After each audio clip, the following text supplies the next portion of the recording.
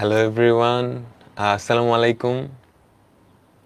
তোমরা যারা ফেসবুক আর ওয়েব অ্যাপে কানেক্ট হয়েছো, ভাইয়াকে একটু বলো ভাইয়ার অডিও আর ভিডিও ঠিক আছে কিনা।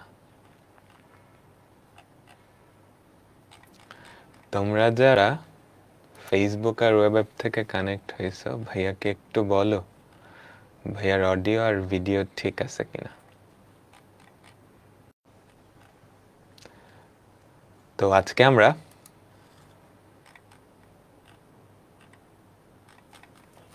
সি প্রোগ্রামিং এই চ্যাপ্টারটার 4 নাম্বার ক্লাসটা করব। তো আজকে থেকে আমাদের প্রোগ্রামিং শুরু হবে।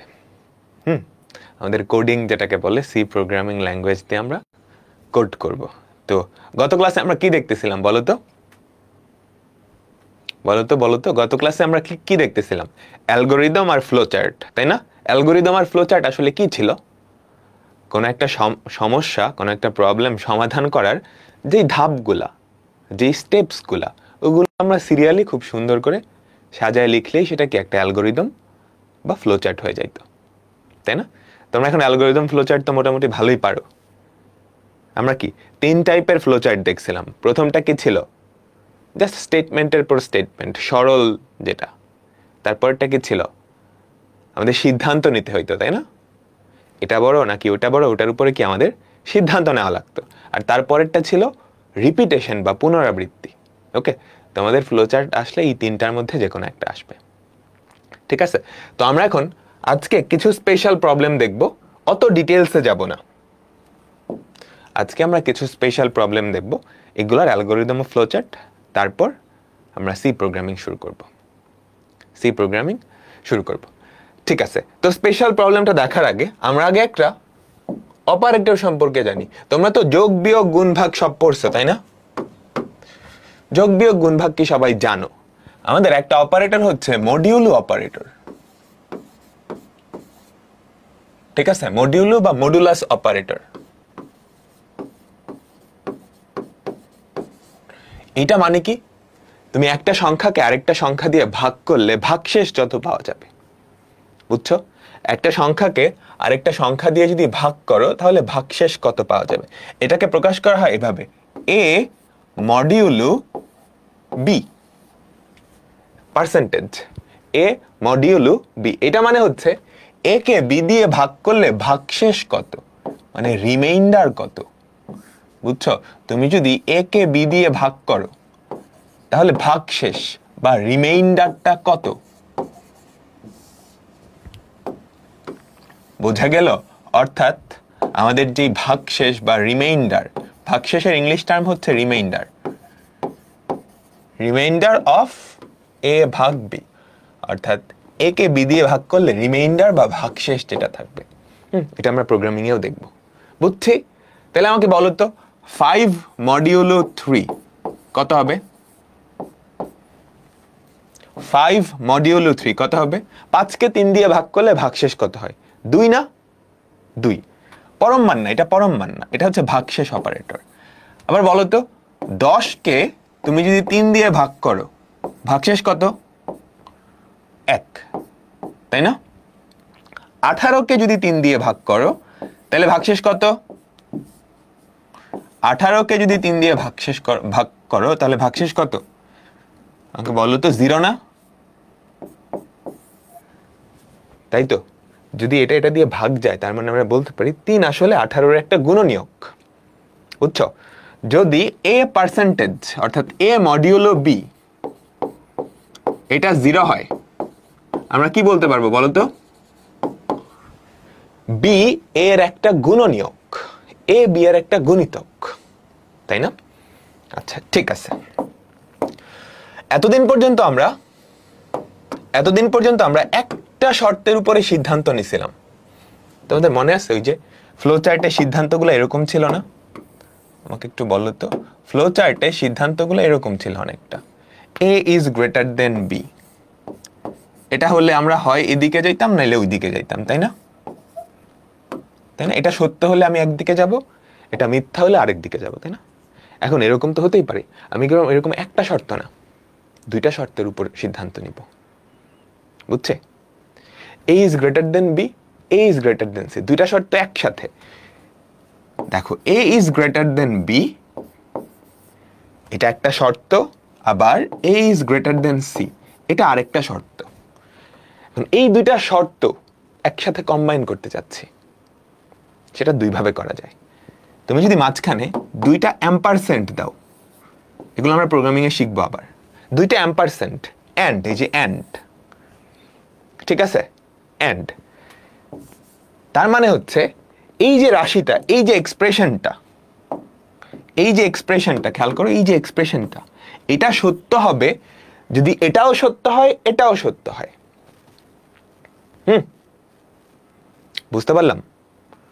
ধরো তোমাদের মধ্যে আমি এরকম কিছু শর্ত দিলাম, যারা ঢাকার মধ্যে থাকো এবং যাদের কলেজও ঢাকার মধ্যে, দুইটাই সত্য হলে তাহলে এইটা কি সত্য হবে। বুঝছো? দেখো এই শর্তটাও সত্য, এই শর্তটাও সত্য হলে আমাদের পুরা এক্সপ্রেশনটা, পুরা রাশিটা কি হবে? সত্য হবে। তোমরা বুলিয়ান এন্ড পড়ে আসছো না? ওরকম অনেকটা, ঠিক আছে। আচ্ছা, এরকম আরেকটা অপারেশন আছে, সেটাকে বলা হয় অর। এটা হচ্ছে প্রোগ্রামিং এ আমরা দুইটা লম্বা দাগ দিয়ে প্রকাশ করি, দুইটা খাড়া দাগ। এটার মানে হচ্ছে এটা বা এইটা যে কোনো একটা সত্য হলেই হয়, অন্তত একটা সত্য হলেই কি পুরা রাশিটা সত্য, পুরা রাশিটা সত্য। এই জিনিসগুলো একটু পরেই কাজে লাগবে, ঠিক আছে। এগুলা জানি, আশা করি তোমরা ওই বুলিয়ান অ্যালজেব্রা এগুলা পড়ে আসছো, বুলিয়ান অ্যালজেব্রা এগুলা পড়ে আসছো, ঠিক আছে। তো আমাদের এখনকার প্রবলেম হচ্ছে, তোমাকে কোন একটা সাল দেওয়া থাকবে, সেই সালটা কি লিপ ইয়ার নাকি লিপ ইয়ার না, এটা তোমাকে বের করতে হবে। লিপ ইয়ার কি বোঝো তো? প্রতি 4 বছর পর পর লিপ ইয়ার আসে, তাই না? তাই তো? একটু ঝামেলা আছে, ক্যালকুলেশনটা আরেকটু টাফ। প্রতি 4 বছর পর পর আসে, আবার একটা সার্টেন ক্যালকুলেশন পর পরেও আসে, বুঝছো? ঠিক আছে। তো লিপ ইয়ারে আমাদের কি 365 দিনের জায়গায় 366 দিন হয়। আমাদের ফেব্রুয়ারি মাসটা কি 29 দিনের হয়ে যায়। তো একটা সাল লিপ ইয়ার কিনা সেটা তুমি কিভাবে চেক করবা? ধরো তোমাকে একটা সাল দিয়ে দিছে, একটা ইয়ার দিয়ে দিছে, একটা নাম্বার দিবে, তাই তো? এই সালটা লিপ ইয়ার কিনা তুমি কেমনে চেক করবা? যদি সেটা 400 দিয়ে বিভাজ্য হয় তাহলে সেটা লিপ ইয়ার, তুমি 100% শিওর। যদি সেটা 400 দিয়ে বিভাজ্য হয় তাইলে লিপ ইয়ার, ঠিক আছে। তার মানে আমরা বলতে পারি 400 দিয়ে বিভাজ্য মানে কি, তুমি যদি ইয়ারকে 400 দিয়ে মডুলাস করো তাহলে ভাগশেষ কত বলো তো? আমাকে বলো তো ভাগশেষ কত? যদি 0 হয় তাইলেই তো আমাদের সালটা 400 দ্বারা বিভাজ্য, তাই না? যদি এই শর্তটা মানে তাহলে সেটা লিপ ইয়ার, 100% শিওর। এখন এই শর্তটা যদি না মানে, বুঝছো, এই যে এটা হচ্ছে সেটা লেখা, যদি 400 দিয়ে বিভাজ্য হয় তাইলে লিপ ইয়ার, যদি না মানে সেক্ষেত্রে লিপ ইয়ার হইতেও পারে নাও পারে, সেটা আরেকটা কন্ডিশন দিয়ে চেক করা লাগবে। 400 দিয়ে বিভাজ্য হইলে লিপ ইয়ার। এবার 400 দিয়ে বিভাজ্য যদি না হয়, 400 দিয়ে বিভাজ্য হইছে, এটা যদি ইয়েস হয়, এটা যদি ইয়েস হয় তাইলে লিপ ইয়ার, LY দিয়ে প্রকাশ করলাম। যদি নো হয় তখন আমাদের দুইটা শর্ত দেখতে হবে। এবার অলরেডি কিন্তু 400 দিয়ে বিভাজ্য না, এখানে আসছি আমি, এখানে আসছি। এবার যদি 100 দিয়ে বিভাজ্য নয় কিন্তু 4 দ্বারা বিভাজ্য হয়, এই যে এই সংখ্যাগুলা 100 দ্বারা বিভাজ্য নয়, বুঝো 100 দ্বারা বিভাজ্য নয়, তার মানে ইয়ার পার্সেন্টেজ 100 নট ইকুয়ালস টু 0, এভাবেও লিখতে পারো বা নট ইকুয়ালস টু 0 এভাবেও লিখতে পারো, ঠিক আছে। 400 দ্বারা বিভাজ্য নয় কিন্তু 4 দ্বারা বিভাজ্য, মানে এবং 400 দ্বারা বিভাজ্য নয় এবং 4 দ্বারা বিভাজ্য। তো 4 দ্বারা বিভাজ্য হলে কি, ইয়ার পার্সেন্টেজ 4 ইকুয়াল 0, ঠিক আছে। 100 দ্বারা বিভাজ্য নয় কিন্তু 4 দ্বারা বিভাজ্য, তার মানে এইটা যদি সত্য হয়, এইটা যদি সত্য হয় তাহলে কি, তাহলে সে লিপ ইয়ার। আর এটাও যদি মিথ্যা হয় তাহলে নট লিপ ইয়ার। সিকোয়েন্সটা বোঝা গেছে? তুমি প্রথমত দেখবা 400 দ্বারা ভাগ যায় কিনা, যদি ভাগ যায় বিভাজ্য হয় তাহলে ওটা লিপ ইয়ার। এখন 400 দ্বারা বিভাজ্য না হলে এখন একটা চান্স আছে। এবার তুমি এসে এই শর্তটা চেক করবা, দেখবা 100 দ্বারা বিভাজ্য না এবং 4 দ্বারা বিভাজ্য কিনা। যদি এই শর্তটা মেনে যায় তাহলে সেটা লিপ ইয়ার, নাইলে নট লিপ ইয়ার। বুঝছো? লজিকটা বোঝা গেছে? 1900 লিপ ইয়ার কিনা চেক করে দেখো, 1900 লিপ ইয়ার হয় কিনা। 2000 সাল লিপ ইয়ার, 400 দ্বারা বিভাজ্য। 2000 সাল কিন্তু লিপ ইয়ার ছিল, 2000 সাল লিপ ইয়ার ছিল? আমাকে বলো তো, সর্বশেষ লিপ ইয়ার কোনটা ছিল?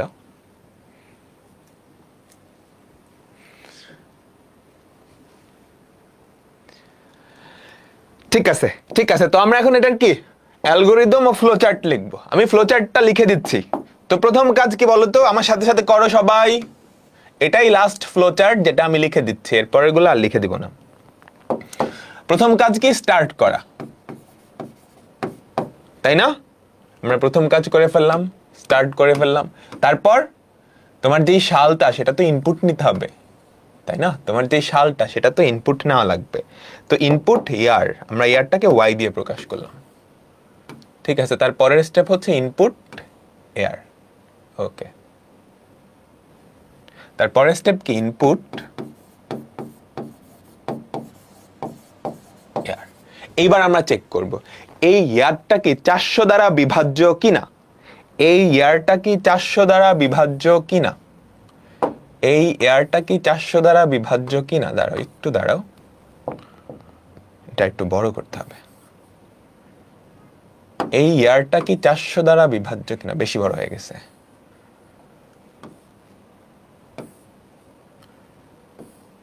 তো আমি চেক করব এই ইয়ারটা কি 400 দ্বারা বিভাজ্য কিনা, অর্থাৎ ইয়ার পার্সেন্টেজ 400, এইটা কি 0? এটা যদি 0 হয় তাহলে আমি নিশ্চিত এটা কি লিপ ইয়ার। তাহলে আমি প্রিন্ট করে দিব। কি প্রিন্ট করে দিব বলো তো? এটা একটা লিপ ইয়ার, এটা একটা লিপ ইয়ার।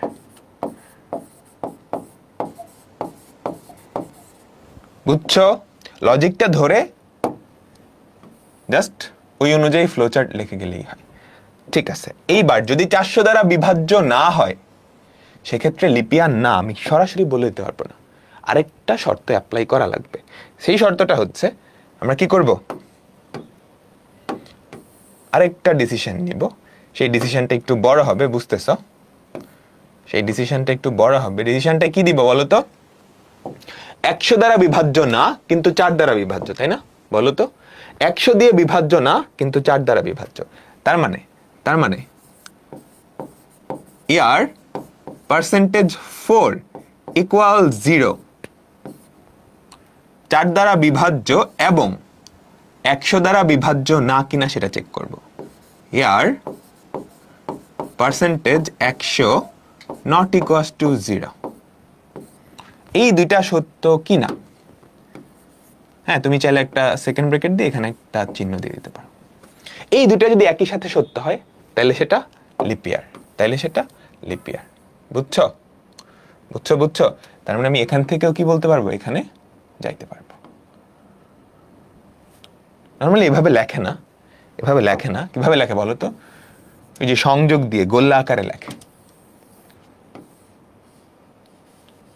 বুঝছো? দুইটা ফ্লোয়ের সংযোগ বোঝাইতে যে এখানে আসছে, এখানে আসছে, এখান থেকে কোথায় যাবে আমাকে বলো তো? এখানে যাবে, এখান থেকে এখানে যাবে, তারপর ওখান থেকে নিচে নামবে। ঠিক আছে, ইয়েস নো গুলা বসাচ্ছি, ইয়েস নো গুলা বসাচ্ছি। আর এটা যদি মিথ্যা হয়, এই শর্তটা না মানে, তাহলে এখানে চলে আসবে নট লিপ ইয়ার।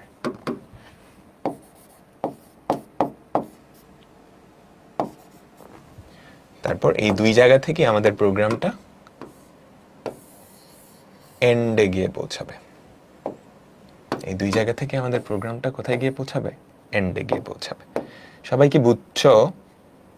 আমি অ্যারোগুলা দিয়ে দিচ্ছি। এখান থেকে এখানে আসবে ফার্স্টে, এখান থেকে এখানে। এটা যদি সত্য হয় তাহলে লিপ ইয়ার, এখন এটা যদি মিথ্যা হয় সেক্ষেত্রে আমি কিন্তু ক্লিয়ারলি এখনো জানি না লিপ ইয়ার নাকি লিপ ইয়ার কিনা। আমাকে আরো একটা কন্ডিশন চেক করা লাগবে, বুঝছো? সেই কন্ডিশনটা কি? 4 দ্বারা বিভাজ্য কিন্তু 400 দ্বারা বিভাজ্য না, এই শর্তটা মানলে আমি বলে দিতে পারবো কি লিপ ইয়ার। আর যদি না মানে তাহলে কি বলতো? Not lip year, not lip ইয়ার। তো আমাদের প্রোগ্রাম শেষ। এখন কি করব? আমরা প্রোগ্রামের যে এন্ড সেখানে চলে যাব। এখান থেকে দেখো, আমি চাইলে কিন্তু ধুপধাপ করে এখান থেকে এন্ড দিয়ে দিতে পারতাম, এভাবে দেওয়া যায় না, বুঝছো? কানেক্টর ইউজ করে দুইটা ফ্লো যখনই একসাথে কানেক্ট হবে তোমাকে কানেক্টর ইউজ করা লাগবে। কানেক্টর মানে গোল্লাটা ইউজ করা লাগবে, বুঝছো? এটা খুবই ইম্পর্টেন্ট একটা প্রোগ্রাম পরীক্ষায় আসার জন্য। এটাতে 1 2 3 4টা স্টার্ট দাও। পরীক্ষায় আসার জন্য খুবই ইম্পর্টেন্ট একটা প্রোগ্রাম, বুঝছো? আচ্ছা, এখানে তুমি একটা ইকুয়ালের জায়গায় 2টা ইকুয়াল দিতে চাও, দাও, অসুবিধা নাই। বিভিন্ন প্রোগ্রামিং ল্যাঙ্গুয়েজে এটা বিভিন্নভাবে লেখা হয়, 2টা ইকুয়াল দেয়, নট ইকুয়াল দেয়। কিন্তু আমরা কি লিখতেছি? Algorithm flowchart. এখানে মানুষের ভাষায় লিখলেই হবে, এক্স্যাক্টলি কোনো প্রোগ্রামিং এর ভাষায় লিখতে হবে এরকম না, বুঝছো? তুমি যদি এন্ড না দিয়ে এবং দাও, এবং লিখে দাও বাংলায়, সেটাও হবে, বুঝছো? ঠিক আছে, সবাই কি বুঝছো? এটা আমাকে বলো তো, সবাই কি এই ফ্লোচার্টটা বুঝছো? খুবই ইম্পর্টেন্ট, কিন্তু খুবই ইম্পর্টেন্ট একটা ফ্লোচার্ট। এবার এখান থেকে অ্যালগরিদম লিখতে পারবা না? আশা করি পারবা। আমি পরের পেজে এটার অ্যালগরিদমটাও লিখে দিছি। আচ্ছা, এখানে ফ্লোচার্টটা দেওয়া আছে, বুঝছো? 2টা শর্ত চেক করতেছে। এখানে চেক করতেছে যে 400 দ্বারা বিভাজ্য কিনা, বুঝছো? যদি সত্য হয় তাহলে তো লিপ ইয়ার, আর না হলে এখানে আরেকটা চেক, যে ডাবল স্টার দিয়ে আরেকটা চেক করতেছে, সেই চেকটা হচ্ছে এটাই যে এখানে লেখা আছে। বুঝতে পারলাম?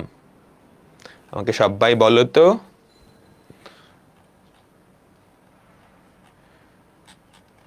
ঠিক আছে। এখন আমি আরো কিছু ফ্লোচার্ট অ্যালগরিদম দেখাবো। এটার অ্যালগরিদমটা লেখা আছে, খেয়াল করো, দেখলেই বুঝতে পারবা। জাস্ট একবার রিডিং দিলেই বুঝতে পারবা। তোমার লজিকটা যখন ক্লিয়ার, তখন তুমি অ্যালগরিদম ফ্লোচার্ট বানায়ও লিখতে পারবা, বুঝছো? একবার রিডিং দিলে এটা বুঝে যাবা। সো বাসায় দেখে নিবা, ঠিক আছে? এর পরেরটা হচ্ছে 2টা ধনাত্মক সংখ্যার গসাগু। গসাগু কি সবাই জানো? গসাগু ইংলিশে বলে জিসিডি। আমি আগে কনসেপ্ট বুঝাই, তারপর বুঝতে পারবা। জিসিডি, গ্রেটেস্ট কমন ডিভিজার, বা বাংলায় বলে গসাগু, গরিষ্ঠ সাধারণ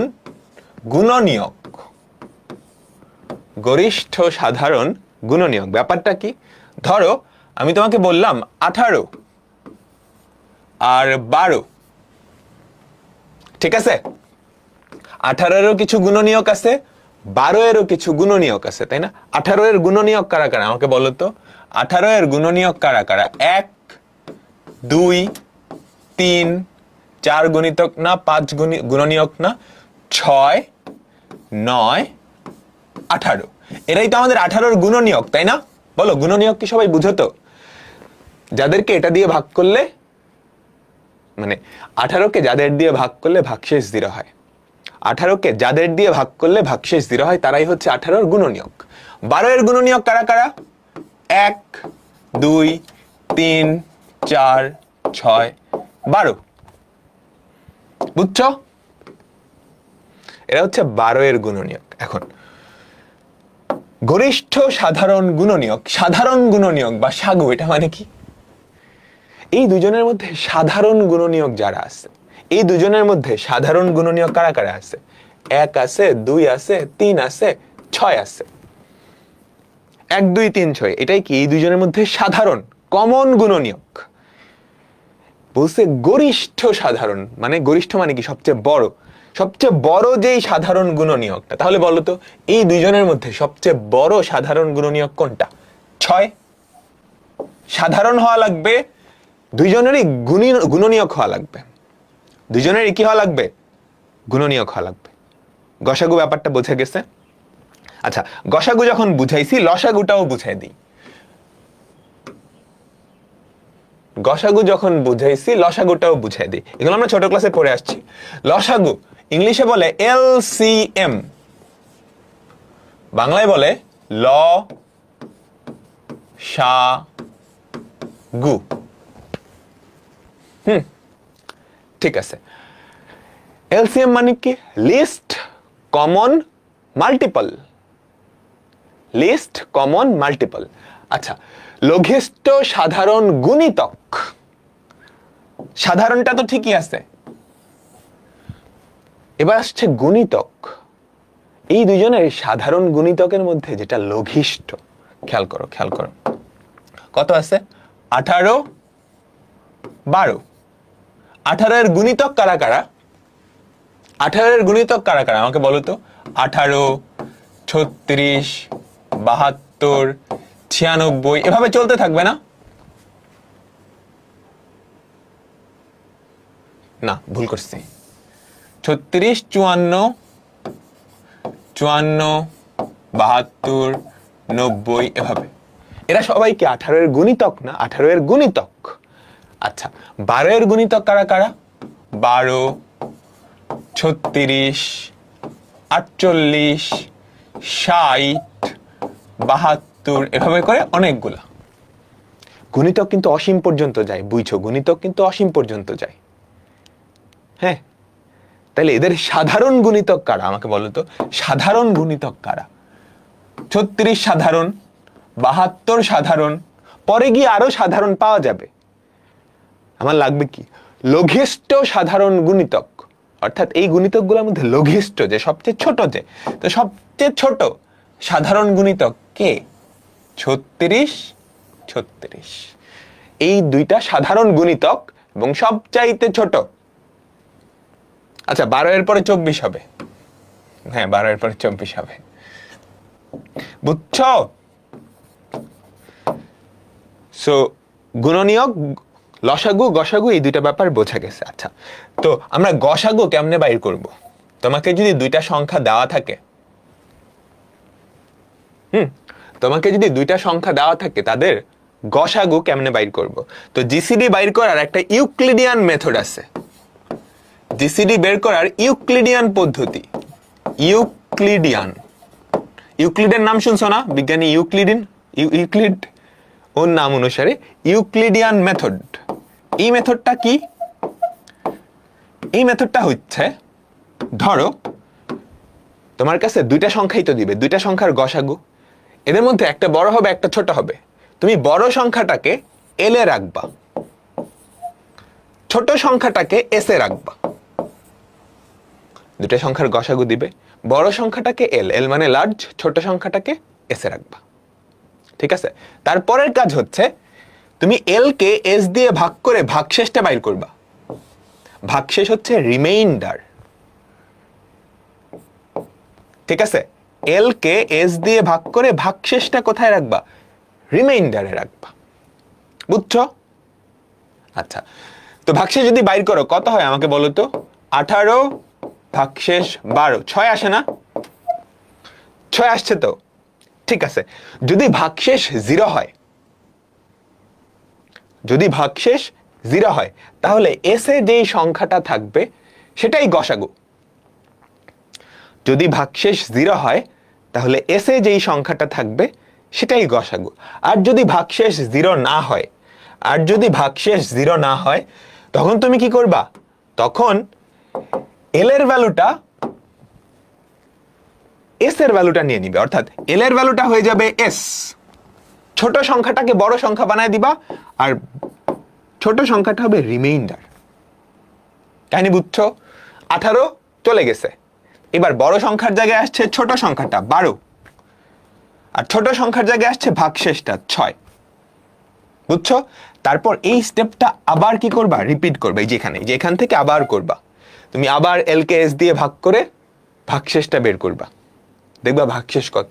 তাহলে এবার আমাদের যেই সেকেন্ড বার, এবার এল হচ্ছে 12, এস হচ্ছে 6, তাহলে আমাদের ভাগশেষ কত হবে, আবারও এল পার্সেন্টেজ এস, তাহলে কত 12 ভাগশেষ 6, এটা 0 আসতেছে।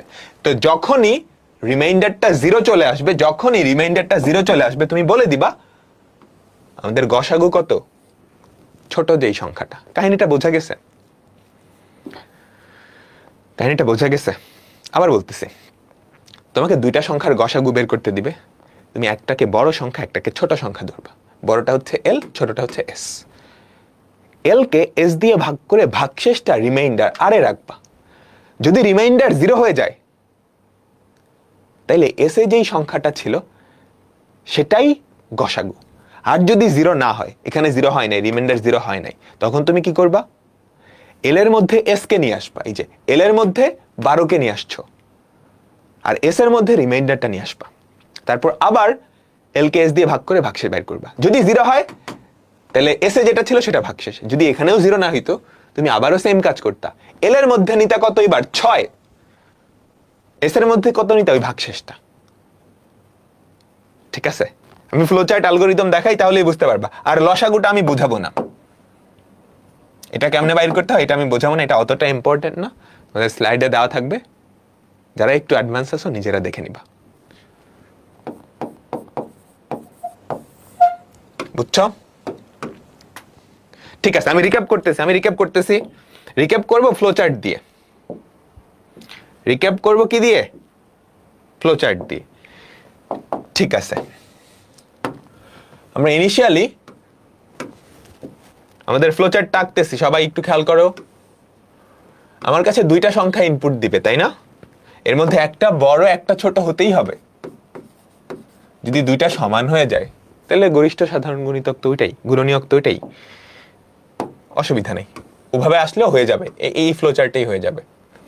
তো ধরো আমাদের দুইটা ইনপুট দিল, ইনপুট এল কমা এস। আমরা আগে থেকেই জানি এল বড় এস ছোট, মানে আমরা যখন ইনপুট নিব তখন বলে দিব বড় সংখ্যাটা প্রথমে দাও, ছোট সংখ্যাটা দ্বিতীয়তে দাও। তার মানে আমাদের এলটা এস এর থেকে বড়, এটা আমি আগে থেকেই ধরে নিলাম। না ধরেও করা যায়, এক্সট্রা আরেকটা চেক দেওয়া লাগবে, ওটা আপাতত দরকার নেই, আমরা ধরেই নিচ্ছি এলটা বড়। ঠিক আছে, তারপরের কাজ কি আমাকে বলো তো? তারপরের কাজ কি? আমি রিমাইন্ডার বের করব না? আমাকে বলো তো, আমি কি করব? রিমাইন্ডার বের করব। রিমাইন্ডারটা কি? এল কে এস দিয়ে ভাগ করলে, রিমাইন্ডারটাকে আর দিয়ে প্রকাশ করলাম, এল কে এস দিয়ে ভাগ করলে ভাগশেষ যত, সেটাই হচ্ছে আমাদের রিমাইন্ডারে আছে। এইবার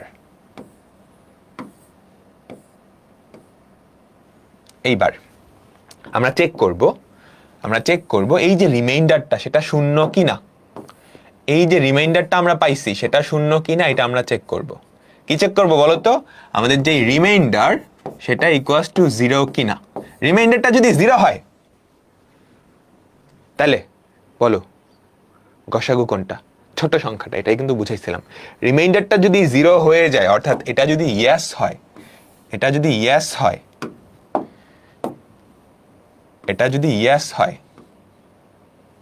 তাহলে আমাদের ভাগশেষ কোনটা, আমাদের গসাগু কোনটা বলো তো? ছোট সংখ্যাটাই কি গসাগু, গসাগু। প্রিন্ট এস, আমাদের এসটা হচ্ছে সেই গসাগু ছোটটা। ওকে, চিন্তা করো 12 আর 6 দিলা, 12 তো 6 দিয়ে ভাগ যায়, রিমাইন্ডার 0, তার মানে ছোট সংখ্যাটা অর্থাৎ 6 আমাদের কি গরিষ্ঠ সাধারণ গুণনীয়ক বা গসাগু। এখন যদি 0 না হয়, তখন আমরা কি করছিলাম মনে আছে? আমরা একটা কাজ করছিলাম। কি কাজ বলো তো? আমরা বড় সংখ্যাটাকে ছোট সংখ্যাতে বসায় দিছিলাম, মানে ছোট সংখ্যা দিয়ে রিপ্লেস করছিলাম, তাই না? মনে আছে? এই যে দেখো কি করছিলাম, এল এর ভ্যালু বসায় দিছিলাম ছোট সংখ্যাটা, আর ছোট সংখ্যার ভ্যালুটা বসায় দিছিলাম ভাগশেষটা। তার মানে আমরা কি করব, L ইকুয়ালস টু S, অর্থাৎ ছোট সংখ্যাটাকে বড় সংখ্যা বানিয়ে দিব, আর আমাদের যে ভাগশেষ সেটা ছোট সংখ্যা বানিয়ে দিব। তারপর এই প্রসেসটা আবার কন্টিনিউ হবে না? আমাকে বলো তো, এই প্রসেসটা আবার কন্টিনিউ হবে না? তো এই ফ্লোটা যদি এখানে আসে, আমাদের কানেক্টর ইউজ করা লাগবে। আমরা কানেক্টর ইউজ করি, এখানে আসলাম। ঠিক আছে, একটু কঠিন মনে হতে পারে, কারণ এই ব্যাপারগুলা আসলে একটু কঠিন, বুঝছো? তারপর এখানে কি আমরা আমাদের প্রোগ্রামটা এন্ড করে দিব। এখনো কিন্তু হয় নাই পুরোপুরি, তোমাকে জিনিসপত্র লিখতে হবে। এটা যদি ইয়েস হয় তাইলে, এটা যদি না হয়, একটা সময় গিয়ে গসাগু বের হবেই, গসাগু বের হবেই। তোলো আমি একবার রিক্যাপ দিয়ে দিচ্ছি,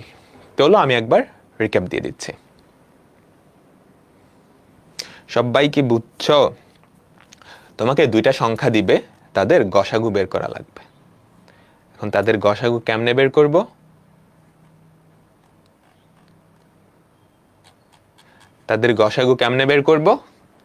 আমি ধরে নিব বড় সংখ্যাটা L, ছোট সংখ্যাটা S। ঠিক আছে, আমি যেটা করব, L কে S দিয়ে ভাগ করে ভাগশেষটা বের করে ফেলবো। এখন যদি দেখি ভাগশেষটা 0, তাহলে ছোট সংখ্যাটাই কি আমাদের গসাগু।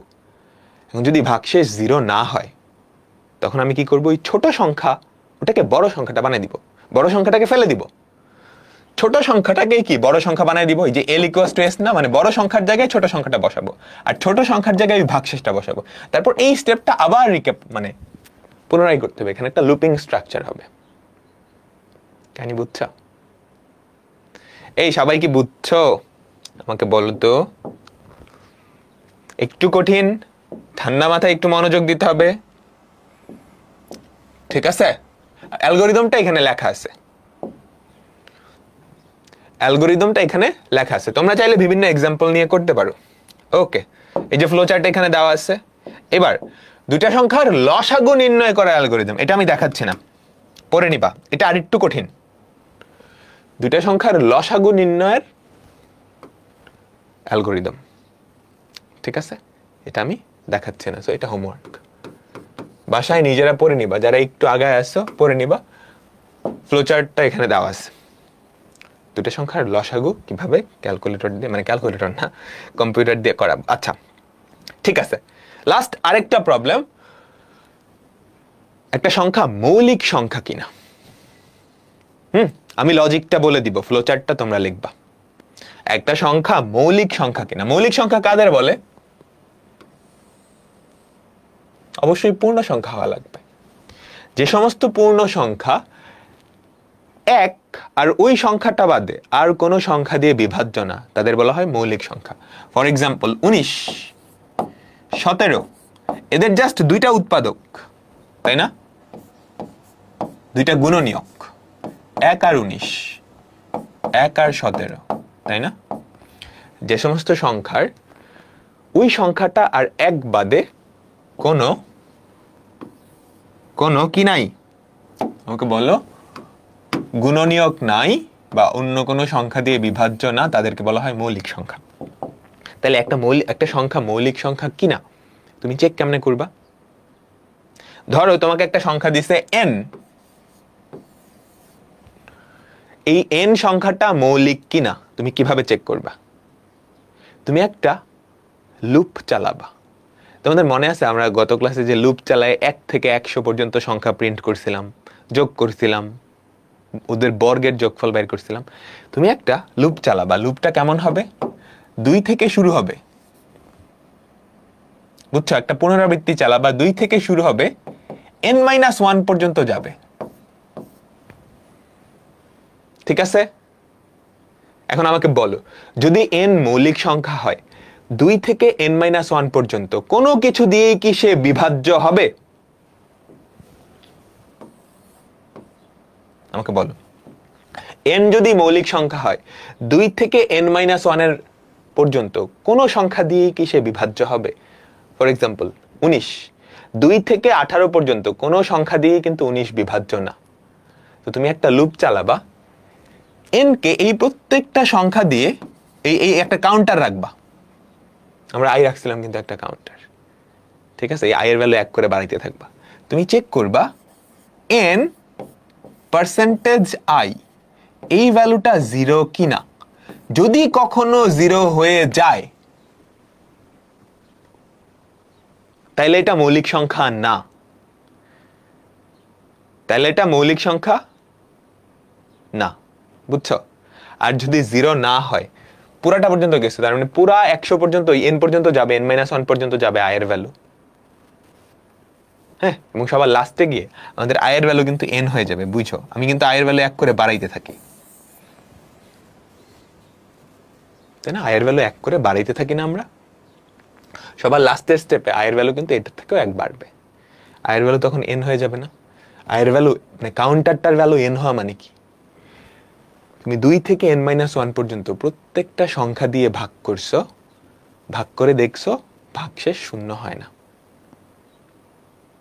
তখন তুমি বলতে পারবা যে n একটা মৌলিক সংখ্যা। আবারও বলতেছি, একটু আরেকবার, তুমি আয়ের ভ্যালু একটা কাউন্টার রাখবা, সেটা 2 থেকে n-1 পর্যন্ত বাড়াবা, ঠিক আছে? যদি কোনো স্টেপে গিয়ে এইটার ভ্যালু 0 হয়ে যায়, তুমি প্রোগ্রামটা ওখানেই শেষ করে দিবা এবং বলবা n একটা মৌলিক সংখ্যা না। আর যদি এটা মিথ্যা হয়, এটা সত্য মানে কি? এটা সত্য মানে কি? আমাদের প্রোগ্রামটা শেষ করবা নট প্রাইম বলে দিবা, নট প্রাইম, এবং সাথে সাথে প্রোগ্রামটা শেষ করে দিবা। আর এটা যদি মিথ্যা হয়, তাহলে তুমি কি করবা? আয়ের ভ্যালু বাড়াইতে থাকবা।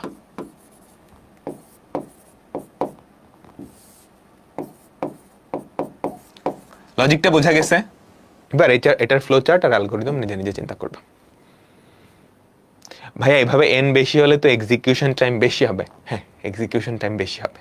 তোমাদের এখন ইফিশিয়েন্ট প্রোগ্রামিং করাচ্ছি না আমি, একটা প্রবলেম কিভাবে সলভ করতে হয় সেটা করাচ্ছি, ঠিক আছে? আচ্ছা, তো এর মাধ্যমে আমাদের অ্যালগরিদম ও ফ্লো চার্ট এই টপিকটা শেষ, এই টপিকটা শেষ। তোমাদের পরীক্ষা এখান থেকে অ্যাট লিস্ট একটা 4 নাম্বারের কোয়েশ্চেন আসবেই, মাস্ট।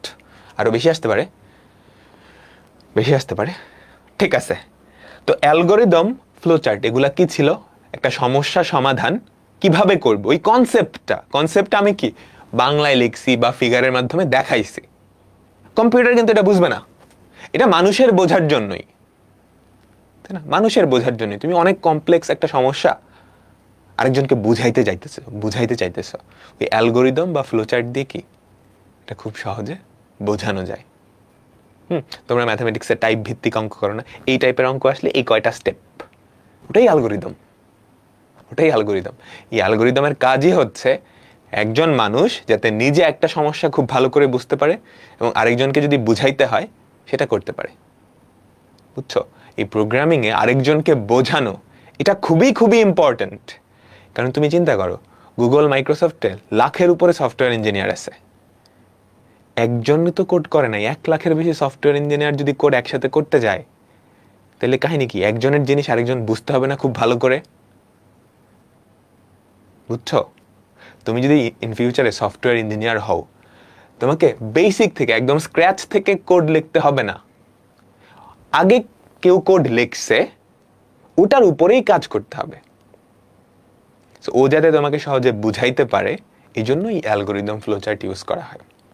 চিন্তা করি যে ফেসবুক যে প্রতিদিন আপডেট হচ্ছে, তুমি ধরো ফেসবুকের ইঞ্জিনিয়ার হলা, এখন তুমি গিয়ে কি শুরু থেকে কোড লিখবা না? অলরেডি লিখছে মানুষজন, ওইটার উপরে কাজ করবা, ঠিক আছে? এটা একটু টাফ। আচ্ছা, অ্যালগরিদমের কিছু বৈশিষ্ট্য আছে, ভালো অ্যালগরিদমের কিছু বৈশিষ্ট্য আছে, হ্যাঁ, ওগুলো এখানে লেখা আছে। অ্যালগরিদম সহজবোধ্য হওয়া লাগবে।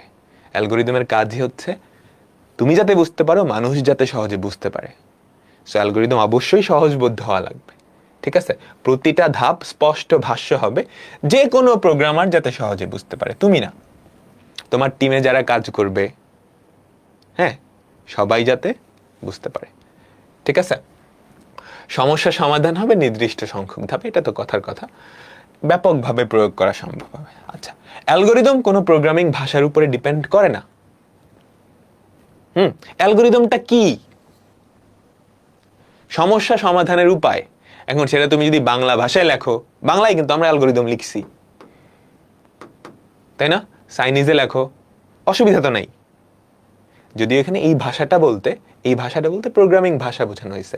তুমি প্রোগ্রাম বা কোডিং সিতে করতে পারো, পাইথনে করতে পারো, হাবিজাবি যাই করো না কেন, অ্যালগরিদম সবার জন্য সেম। ঠিক আছে? অ্যালগরিদম হচ্ছে সমস্যা সমাধানের উপায়। এখন তুমি সেটা কম্পিউটারকে সি দিয়ে বুঝাবা, না পাইথন দিয়ে বুঝাবা, না জাভা দিয়ে বুঝাবা, কোন প্রোগ্রামিং ভাষায় বুঝাবা, ওইটা তোমার ব্যাপার। তো আমরা এখন একটা সমস্যা কিভাবে সমাধান করতে হয় সেটা জানি, আমাদের কিছু কনসেপ্ট আছে। ঠিক আছে? এখন এগুলো তো আমি কম্পিউটারে বুঝাইতে পারবো না। কম্পিউটারকে বুঝাইতে হলে কম্পিউটারের ভাষায় কমিউনিকেট করতে হবে, মানে 0-1 দিয়ে কমিউনিকেট করতে হবে। করা লাগতো 0-1 দিয়ে অনেক আগে, এখন আর 0-1 দিয়ে করা লাগে না, কারণ এখন high level language, C language এগুলো আছে। আমরা কি করব? সি প্রোগ্রামিং ভাষায় কম্পিউটারের সাথে কমিউনিকেট করব। সি প্রোগ্রামিং ভাষায় কম্পিউটারকে প্রোগ্রাম লিখবো। পরে কম্পাইলার নামের একটা জিনিস ছিল না, ওই কম্পাইলারটা ওই সি প্রোগ্রামকে কম্পিউটারের ভাষায় কি ট্রান্সলেট করে দিবে। তাহলে সি কি বলো তো? সি একটা প্রোগ্রামিং ল্যাঙ্গুয়েজ, একটা প্রোগ্রামিং ভাষা। দুনিয়ার যে কোনো ভাষারই কিছু নিয়ম কানুন, ব্যাকরণ, সিনট্যাক্স এগুলা থাকে। সি এরও কিছু সিনট্যাক্স, নিয়ম কানুন এগুলো আছে প্রত্যেকটা প্রোগ্রামিং ভাষারই। তো ওই প্রোগ্রামিং যে সিনট্যাক্স, ব্যাকরণ, ওইগুলাই আমরা এখন শিখব এবং শিখে সেগুলোর মাধ্যমে প্রোগ্রামিং সমস্যা সমাধান করব। ঠিক আছে? তো দ্য সি প্রোগ্রামিং ল্যাঙ্গুয়েজ, এটা 1970-এর দিকে এই মানুষটা একাই ডেভেলপ করে, অলমোস্ট একাই। ওনার নাম হচ্ছে ডেনিস রিচি।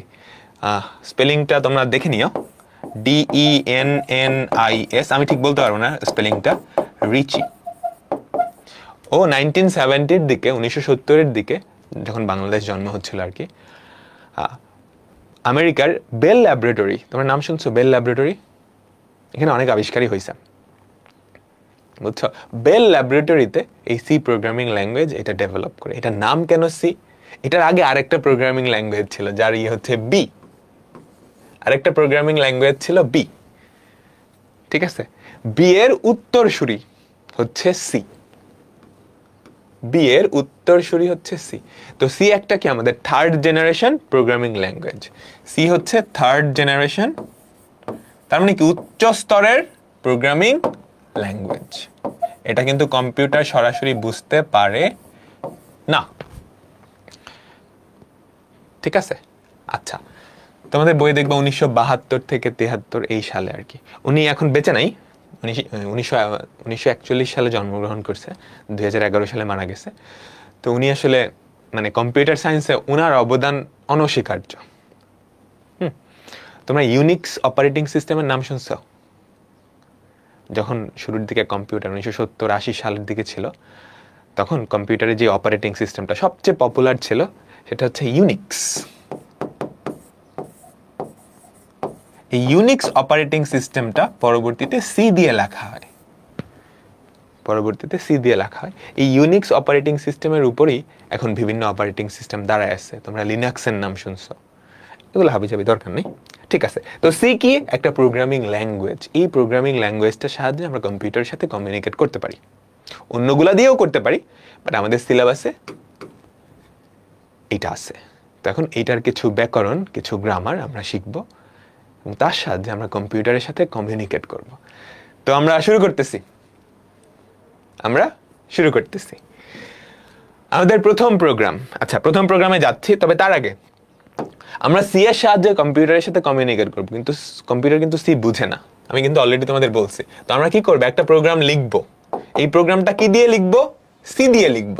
ঠিক আছে? ধরো একটা প্রোগ্রাম লিখলাম, এই প্রোগ্রামটা কি আমরা সি দিয়ে লিখলাম, এটার একটা নাম দিলাম, ধরো ফার্স্ট প্রোগ্রাম।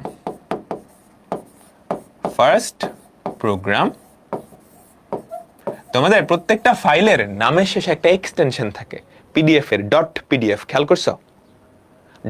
.exe, .mp4। তো সি প্রোগ্রামের যে ফাইল তার এক্সটেনশন হচ্ছে .c, ফার্স্ট প্রোগ্রাম .c। এটা আমরা কম্পিউটারে লিখছি, সি এর সাহায্যে। এখন কম্পিউটার সরাসরি এটা বুঝবে না, আমাদের একটা কম্পাইলার আছে সি কম্পাইলার, সেই কম্পাইলারটা আমাদের এই প্রোগ্রামটাকে কম্পিউটারের ভাষায় অর্থাৎ 0 আর 1 এ রূপান্তর করবে। বুঝছো? এটা কম্পাইল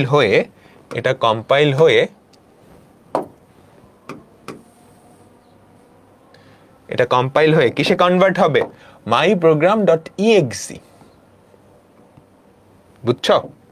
আমাদের যে ফার্স্ট program.exe, উইন্ডোজে exe হয়, অন্য অপারেটিং সিস্টেম গুলায় অন্য কিছু হয়।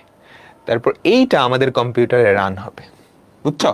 এইটা আমাদের কম্পিউটারে রান হবে। ঠিক আছে। তো এখন ভাইয়া আমরা কোড করে করে সবকিছু দেখব। বুঝছো? আমরা কোড করে করে সবকিছু দেখব। তো কোড করার জন্য কম্পিউটার লাগবে না, কোড করার জন্য আসলে কম্পিউটার লাগবে না, তোমার ফোন থাকলেই হবে। তোমাদের যাদের আলাদা একটা এক্সট্রা ফোন আছে, চাইলে সেই ফোনে কোড করতে পারো। আর এখন দরকার নেই, এখন জাস্ট আমাকে ফলো করো, আমাকে দেখো, তাইলেই হবে। ঠিক আছে? ওকে। তো কোড করার জন্য ইউজুয়ালি কম্পিউটারে আইডিই ইউজ করা হয়। আইডিই মানে হচ্ছে ইন্টিগ্রেটেড ডেভেলপমেন্ট এনভায়রনমেন্ট। বুঝছো?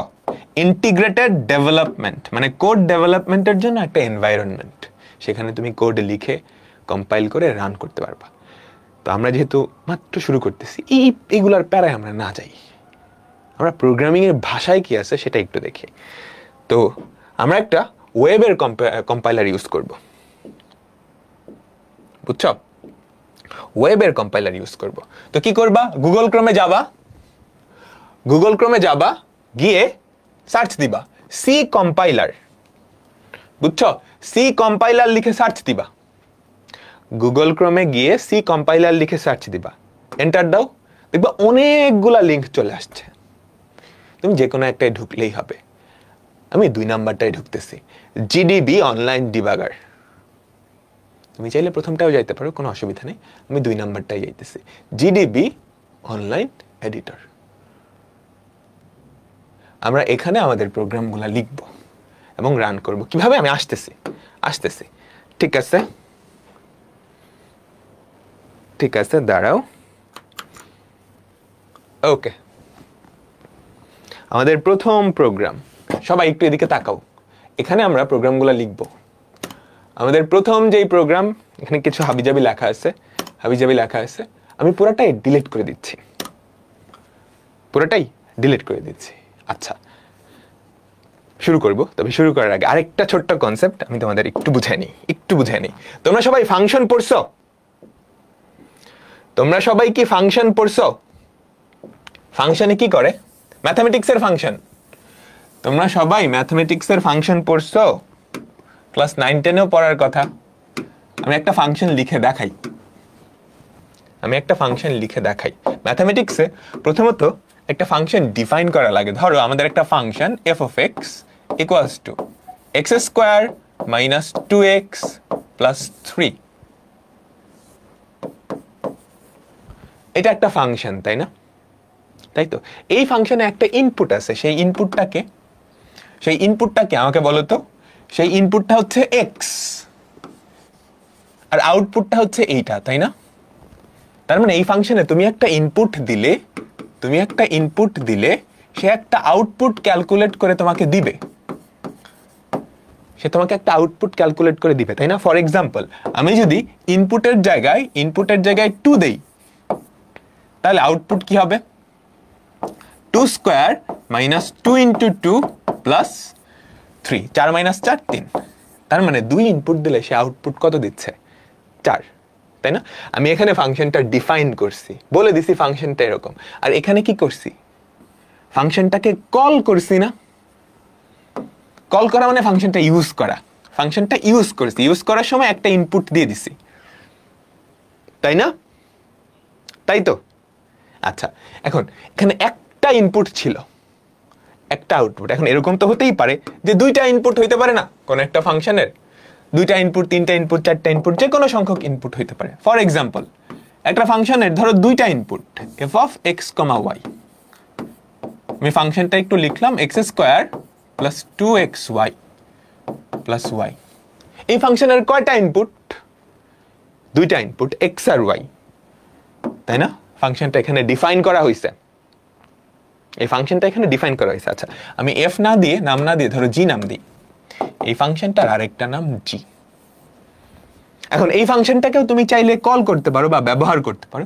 ধরো প্রথম ইনপুটটা দিলা 2, পরের ইনপুটটা দিলা 3, তাহলে কি হবে? 2 square plus 2 into 2 into 3 plus 3, তাই না? কিছু একটা সে দিবে, 4 প্লাস কত হয় এখানে? 12, 16 আর 3 19। দুইটা ইনপুট দিলে সে একটা আউটপুট দিচ্ছে, তাই না? এখানে ফাংশনটা আমরা কল করলাম বা ব্যবহার করলাম। এখন এরকমও তো হতে পারে যে কোনো ফাংশনের কোনো প্যারামিটারই নেই, মানে ইনপুটই নাই। ধর একটা ফাংশন আমি ডিফাইন করলাম f ইকুয়ালস টু 2, এরকমও করা যায়। এখানে কিছু ইনপুটই দেওয়া হয় নাই, বুঝছো?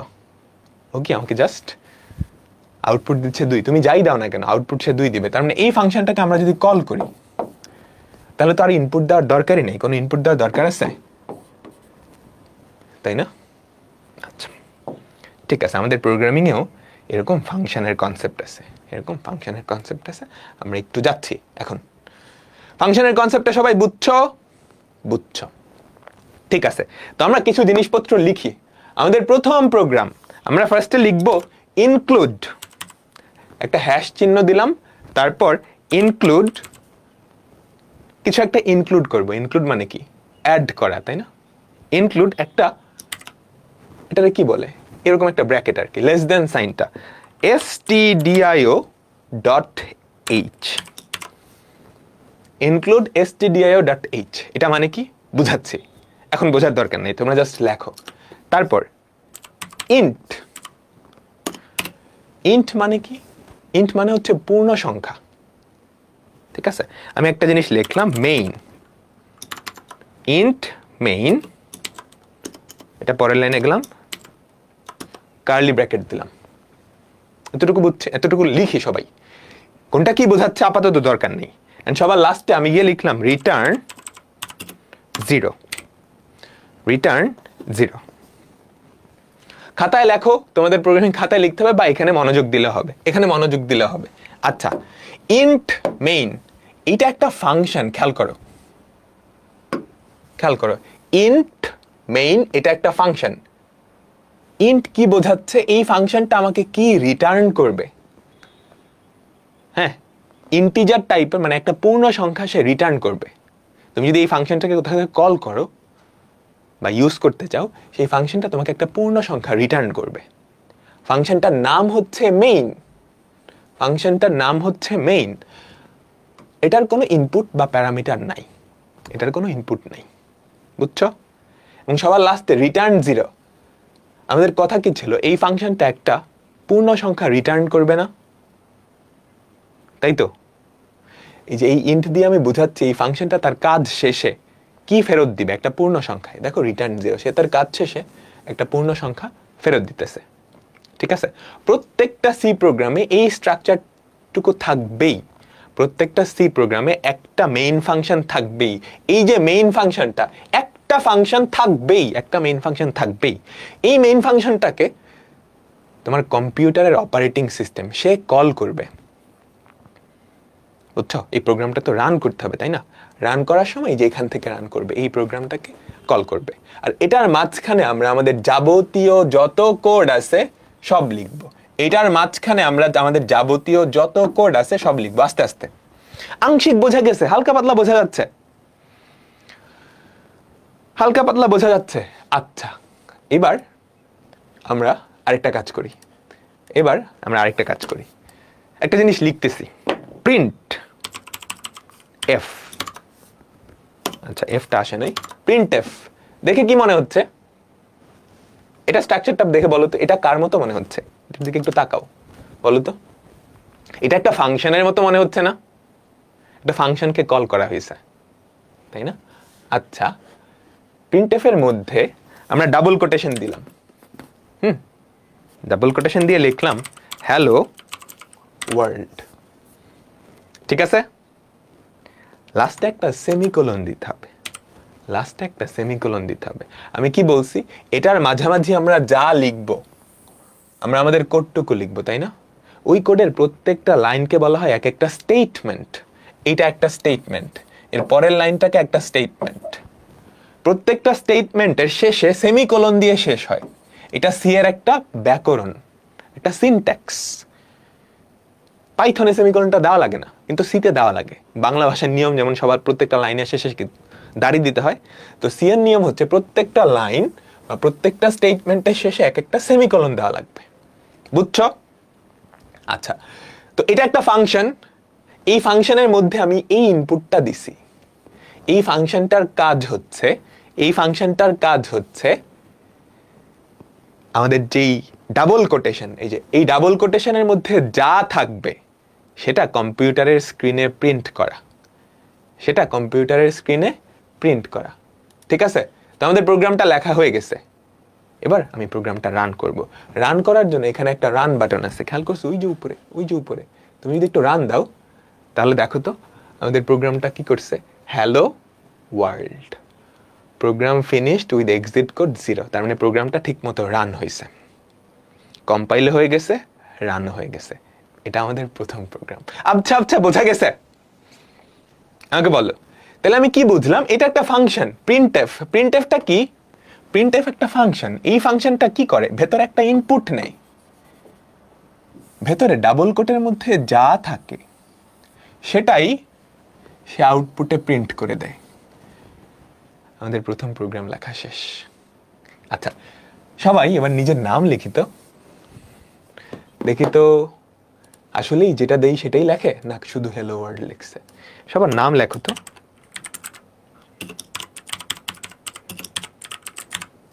এবার আমরা একটু রান করি। হ্যাঁ, ওখানে দিয়ে রান করতে পারো, বা ফাংশন F9। আচ্ছা, ওখানে দিয়ে রান করো সবাই।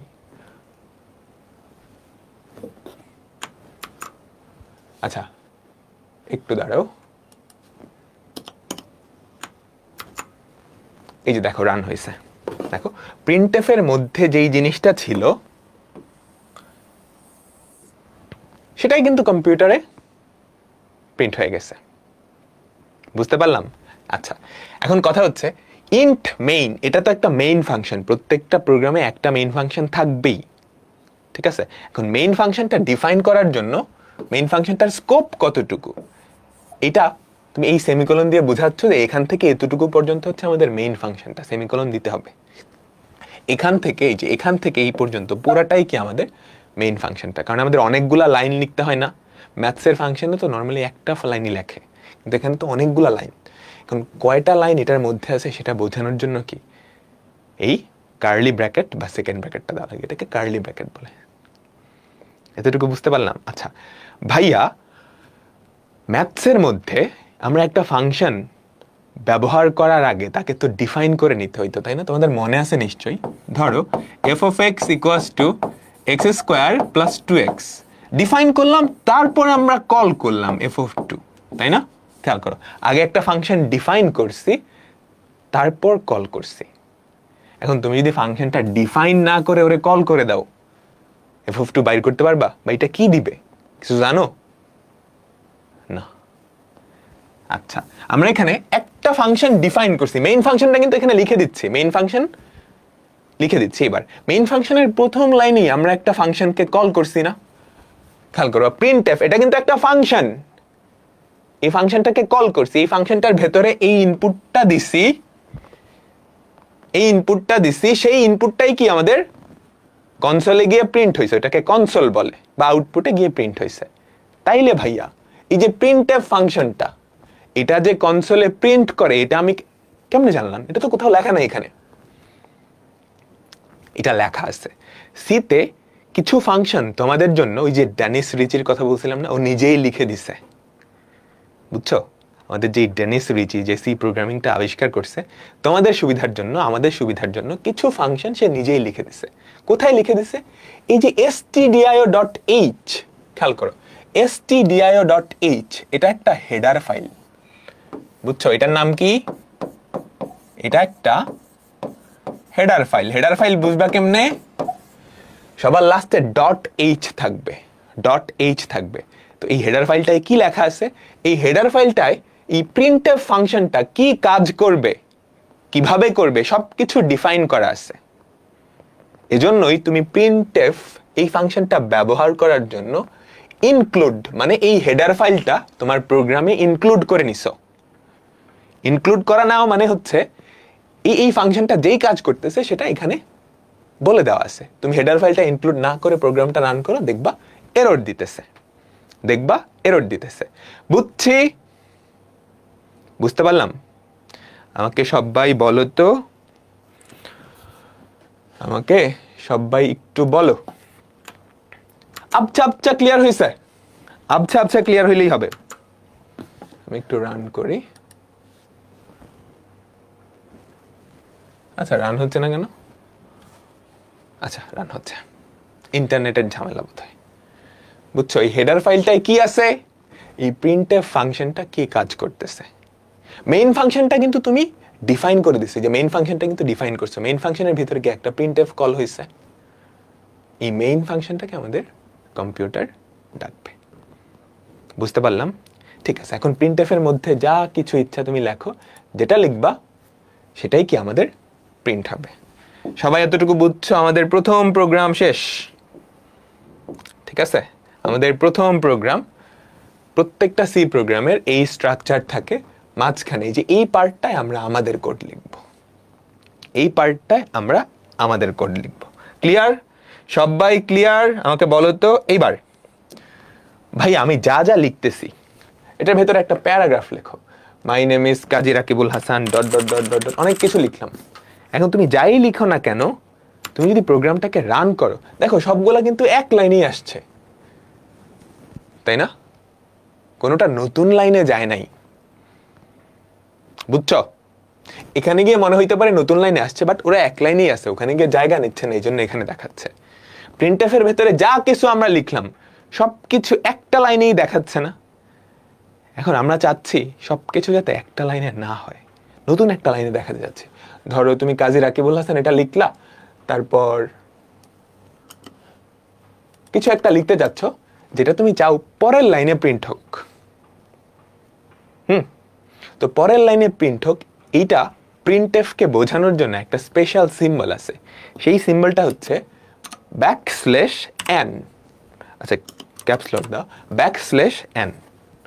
দেখছো এই যে এটা বোঝায় কাজী রাকিবুল হাসান এটা লেখার পরে যা কিছু আসবে সবকিছু পরের লাইনে প্রিন্ট করবা, সবকিছু পরের লাইনে প্রিন্ট করবা। তো আমি যদি তোমাদের একটু দেখাই, ধরো এরপর তুমি কিছু একটা লিখলা, কি লিখবা? ধরো আইসিটি লিখবা, লিখলাম আইসিটি। এবার প্রোগ্রামটা রান করো, এবার প্রোগ্রামটা রান করো। দেখো কাজী রাকিবুল হাসান লেখা হয়েছে, আইসিটিটা পরের লাইনে গিয়ে প্রিন্ট হয়েছে। এখানে একটা স্পেস আছে, খেয়াল করছো? এই যে এখানে একটা স্পেস আছে, ওই স্পেসটা হচ্ছে এখানকার স্পেস। তুমি যদি এই স্পেসটা না দিতা, তুমি যদি এই স্পেসটা না দিতা, তাহলে এটা জাস্ট একদম, বুঝছো? এটাকে বলা হয় new line, new line character. এরকম কিছু স্পেশাল ক্যারেক্টার আছে যারা প্রিন্টএফ ফাংশনকে বিভিন্ন জিনিস বোঝায়। আচ্ছা এখন ধরো এগুলার দরকার কি? প্রিন্টএফ এর কাজ কি বলো তো? ডাবল কোটের মধ্যে যা আছে সেটাই স্ক্রিনে দেখানো। এখন তোমার দরকার পড়লো একটা ডাবল কোট দেখানো, বুঝছো? তুমি এরকম কিছু একটা লিখতে চাও, ধরো তুমি এরকম কিছু একটা লিখতে চাও, হ্যালো ওয়ার্ল্ড। এটা তুমি কম্পিউটার স্ক্রিনে লিখতে চাও। এখন প্রিন্টএফ এর কাজ হচ্ছে ডাবল কোটেশনের মধ্যে যা আছে সেটা স্ক্রিনে প্রকাশ করা। ডাবল কোটেশনের মধ্যে ডাবল কোটেশন দিলে গ্যাঞ্জাম হয়ে যাবে না? আমি একটু চেষ্টা করে দেখি তো, আমি একটু চেষ্টা করে দেখি, আমি একটু চেষ্টা করে দেখি, হ্যালো ওয়ার্ল্ড। আচ্ছা এটা তো পারবো, এটা তো পারবো। এবার দেখি এখানে একটা ডাবল কোট দিয়ে দেখি কি কাহিনী হয়, একটু দিয়ে দেখো তো কি হয়। এটা কি প্রিন্ট করার কথা দেখি তো, একটু রান করে দেখি। এই যে এরর দিয়ে দিছে, দেখছো? এরর দিলে এরকম কাহিনী হবে। প্রিন্টএফ এর কাজ হচ্ছে ডাবল কোটের মধ্যে ও গিয়ে দেখে ডাবল কোটের মধ্যে হ্যালো আছে, কিন্তু এরপরে তো হাবিজাবি জিনিসপত্র, এগুলার তো কোনো কাজ নাই। এখানে তার মানে ও একটা এরর বসায় দিছে, এটা হয় নাই। তো কম্পিউটারকে কিভাবে বোঝাবো যে এখানে একটা ডাবল কোট দরকার বা এখানে একটা নতুন লাইন দরকার, এগুলো বোঝানোর জন্য কিছু এসকেপ সিকোয়েন্স বলে, ওগুলাকে কিছু এসকেপ সিকোয়েন্স আমরা ইউজ করি। ডাবল কোট প্রকাশের জন্য আমরা ব্যাকস্ল্যাশ একটু দাঁড়াও, কি হলো,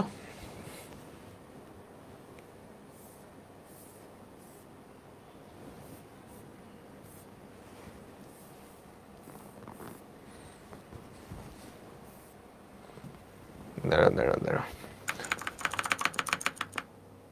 একটু ওদিকে চলে গেছে, কেমনে নিব,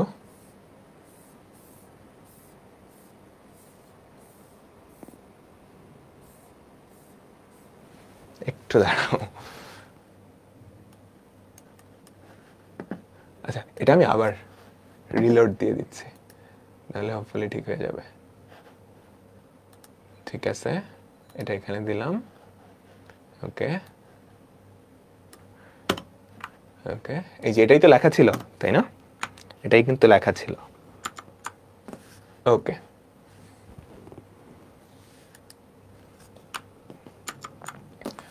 ঠিক আছে, এখন ডাবল কোটের মধ্যে আমি যদি আবার ডাবল কোট দিতে চাই, সেটা যদি কম্পিউটারকে বোঝাতে চাই, সেটা আমাদের একটা ব্যাকস্ল্যাশ তারপর ডাবল কোট এটা দিয়ে বুঝাইতে হবে। খেয়াল করছো, backslash double quote, backslash double quote. এবার তুমি যদি এটা রান করো, তাহলে দেখো আমাদের আউটপুটে কি আসছে, হ্যালো ওয়ার্ল্ড। বুঝছো, তার মানে কিছু স্পেসিফিক ক্যারেক্টার বা কিছু স্পেসিফিক চিহ্ন আছে যেগুলা প্রিন্টএফ এর কাছে স্পেশাল মিনিং বহন করে। বুঝছো, ফর এক্সাম্পল এই যে ডাবল কোট, এটা প্রিন্টএফ এর কাছে একটা স্পেশাল মিনিং বহন করতেছে। এই স্পেশাল মিনিং বহন করে এরকম সিম্বলগুলো আমাকে প্রিন্ট করতে হলে এসকেপ সিকোয়েন্স বলে একটা জিনিস ব্যবহার করা লাগে। তো এসকেপ সিকোয়েন্সটা কি সেটা আমরা এখন দেখতেছি। তো এসকেপ সিকোয়েন্সটা কি খেয়াল করো, আমাদের অনেকগুলো এসকেপ সিকোয়েন্স আছে এখানে দেওয়া আছে। বুঝছো, প্রিন্টএফ এর মধ্যে তুমি যদি এগুলা বসাও তাহলে এই কাজগুলো হবে। প্রিন্টএফ এর মধ্যে যদি স্ল্যাশ, এই যে ব্যাকস্ল্যাশ এ বসায় দাও, তাহলে একটা শব্দ হবে, টিপ করে একটা সাউন্ড হবে। ব্যাকস্ল্যাশের মধ্যে তুমি যদি এগুলা দাও, এটা সবচেয়ে ইম্পর্টেন্ট, ব্যাকস্ল্যাশ এন, প্রিন্টএফ এর মধ্যে যদি ব্যাকস্ল্যাশ এন দাও, তাহলে এটা কি করবে, নতুন লাইনে চলে যাবে। এই যে ব্যাকস্ল্যাশ ডাবল কোট, এটা দিলে কোটেশন চিহ্ন প্রকাশ করবে, না হলে কিন্তু সে প্রকাশ করে না, সে এরর দেয়। বুঝছো, দুইটা ব্যাকস্ল্যাশ দিলে সে একটা ব্যাকস্ল্যাশ প্রকাশ করবে। তো এগুলা একটু মনে রাখো, ঠিক আছে, এগুলা একটু মনে রাখো। ঠিক আছে, আমরা এখন একটা প্রোগ্রাম লিখবো যেটার আউটপুট হবে এরকম। দেখো তো, একটা স্টার, দুইটা স্টার, তিনটা স্টার, চারটা স্টার, পাঁচটা স্টার। আমরা কি লিখতে পারবো? সিতে একটা প্রোগ্রাম লিখবো যেটার আউটপুট হবে এরকম। তোমরা দেখি তো পারি কিনা। তাহলে বলো তো, আমাদের প্রথম লাইনে জাস্ট একটা স্টার প্রিন্ট হবে না? আমাকে বলো তো, প্রথম লাইনে জাস্ট একটা স্টার, তারপর কিন্তু দ্বিতীয় লাইনে চলে যাব। দ্বিতীয় লাইনে যাওয়ার জন্য আমাদের কি নিউ লাইন দিতে হবে না? এই যে নিউ লাইন দিয়ে দিলাম, ঠিক আছে। তারপর কি করব, আমাদের দ্বিতীয় লাইনে গিয়ে দুইটা স্টার, তাই না? তো আমরা কি করি, আমাদের দ্বিতীয় লাইনে গিয়ে দুইটা স্টার দিয়ে দিই, একটা স্টার, দুইটা স্টার। তৃতীয় লাইনে গিয়ে তিনটা স্টার। দেখো, আমি যদি তিনটা স্টার দিই, একটা, দুইটা, তিনটা, 3 নাম্বার লাইনে গিয়ে তিনটা দিলাম, 4 নাম্বার লাইনে গিয়ে চারটা স্টার, একটা, দুইটা, তিনটা, চারটা। আর সবার লাস্টের লাইনে গিয়ে 5টা স্টার, একটা, দুইটা, তিনটা, চারটা, তিনটা, চারটা স্টার প্রিন্ট হয় না। ঠিক আছে, তাহলে বলো তো এই প্রোগ্রামটা কি প্রিন্ট করবে? আমাদের যে আউটপুটটা সেটাই তো প্রিন্ট করার কথা। আমরা একটু রান করে দেখি। দেখছো, এটাই কিন্তু প্রিন্ট হয়েছে। এখন আমার বুদ্ধিমান বন্ধু যারা আছে, এতগুলা প্রিন্টএফ কি দিবে? দরকার নেই তো, আমি একটা printf এর মধ্যেই তো লিখতে পারি। একটা স্টার্ট দিলাম, নিউ লাইন মানে সবকিছু পরের লাইনে চলে যাবে। তারপর দুইটা স্টার্ট দিলাম, আরেকটা নিউ লাইন মানে পরের লাইনে চলে গেছে। তারপর তিনটা স্টার্ট দিলাম, আরেকটা নিউ লাইন, তারপরের লাইনে গেছে। তারপর চারটা স্টার্ট দিলাম, একটা দুইটা তিনটা চারটা, আরেকটা নিউ লাইন, পাঁচটা স্যার, একটা দুইটা তিনটা চারটা পাঁচটা। এই স্টার প্রিন্ট হয় না, কিবোর্ডে সমস্যা, বুঝছো? আসলেই সমস্যা করতেছে।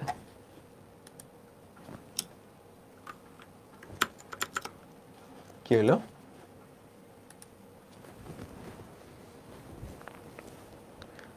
আচ্ছা, আমি এখান থেকে স্টার্ট দেই।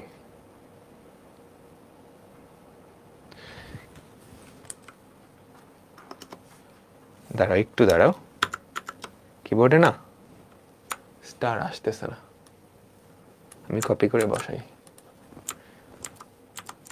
ঠিক আছে, একটা দুইটা তিনটা চারটা পাঁচটা, ঠিক আছে। তারপর তুমি আরেকটা নিউ লাইন দিয়ে দিলা। একই কাজ, কিন্তু একজন অনেকগুলা প্রিন্টএফ ইউজ করছে, আর একজন কি জাস্ট একটা প্রিন্টএফ এর মধ্যেই সবকিছু বসাই দিছে। হ্যাঁ, কপি পেস্ট করেই বসাইছি, বুঝছো? শেষের নিউ লাইন না দিলে হয় না? হ্যাঁ, এটা না দিলেও হয়, এটা না দিলে হয়। আচ্ছা, তো আমরা খুবই বেসিক একটা প্রোগ্রাম লিখছি, এগুলা খুবই বাচ্চাদের কাজ। আমরা আস্তে আস্তে আরেকটু কঠিনের দিকে যাব। ঠিক আছে ভাই, এটা কি কেস সেন্সিটিভ? হ্যাঁ, এগুলো case sensitive.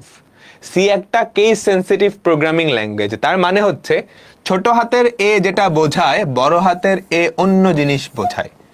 Backslash small N যেটা বোঝায়, ব্যাকস্ল্যাশ ক্যাপিটাল এন অন্য কিছু বোঝায়। সি একটা কেস সেন্সিটিভ ল্যাঙ্গুয়েজ, অর্থাৎ স্মল লেটার আর ক্যাপিটাল লেটার দুইটা সেম জিনিস বোঝায় না। কিছু প্রোগ্রামিং ল্যাঙ্গুয়েজ আছে যারা কেস ইনসেনসিটিভ, যেমন হচ্ছে এসকিউএল। ওদের স্মল এ ক্যাপিটালে একই কথা, স্মল এ ক্যাপিটালে একই কথা।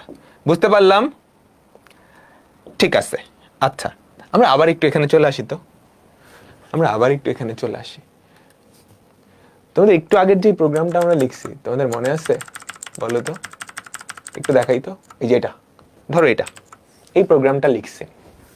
এখন তুমি যদি খেয়াল করো, এই যে ব্র্যাকেট, এই ব্র্যাকেটের মধ্যে কিন্তু অনেকগুলা লাইন। প্রত্যেকটা লাইন আমি কিছুটা ফাঁকা জায়গা রেখে, কিছুটা জায়গা ফাঁকা রেখে তারপর লিখছি না? একটা ট্যাব পরিমাণ, একটা ট্যাব পরিমাণ জায়গা ফাঁকা রেখে তারপর আমি লিখছি, বুঝছো? এখন ভাইয়া কেনই ফাঁকা রাখছেন? ফাঁকা না রাখলে কি কিছু হইতো?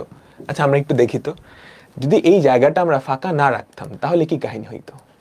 আমি এটা, এই ফাঁকাটা সরাই দিলাম, ধরো এই ফাঁকাটা দিলাম, এটা সরাই দিলাম, এটা দিলাম না। ঠিক আছে, তুমি চাইলে সবগুলো লাগাই দিতে পারো, কিংবা একটা আগে পরে যেমনি ইচ্ছা দিলা। রান করো তো,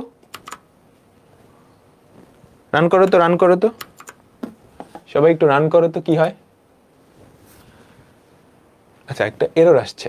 ও, এই যে 99 না, এটা ঝামেলা করতেছে। দেখো, প্রোগ্রামের আউটপুটের কিন্তু কোনো চেঞ্জ নাই।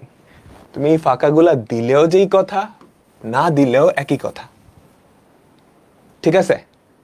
কিন্তু এই ফাঁকাগুলা দেওয়া লাগে। কেন দেওয়া লাগে? প্রোগ্রামটা সুন্দর দেখানোর জন্য। এটাকে বলে ইনডেন্টেশন, বুঝছো? প্রোগ্রামটা যাতে সুন্দর দেখায়, প্রোগ্রামটা যাতে সুন্দর দেখায়। দেখো, এটা কিন্তু খুব সুন্দর করে বোঝা যাচ্ছে যে এটা একটা ব্লক, এটা একটা ব্লক। এই ব্লকের মধ্যে আমাদের এই লাইনগুলো আছে, এই ব্লকের মধ্যে আমাদের এই লাইনগুলো আছে, তাই না?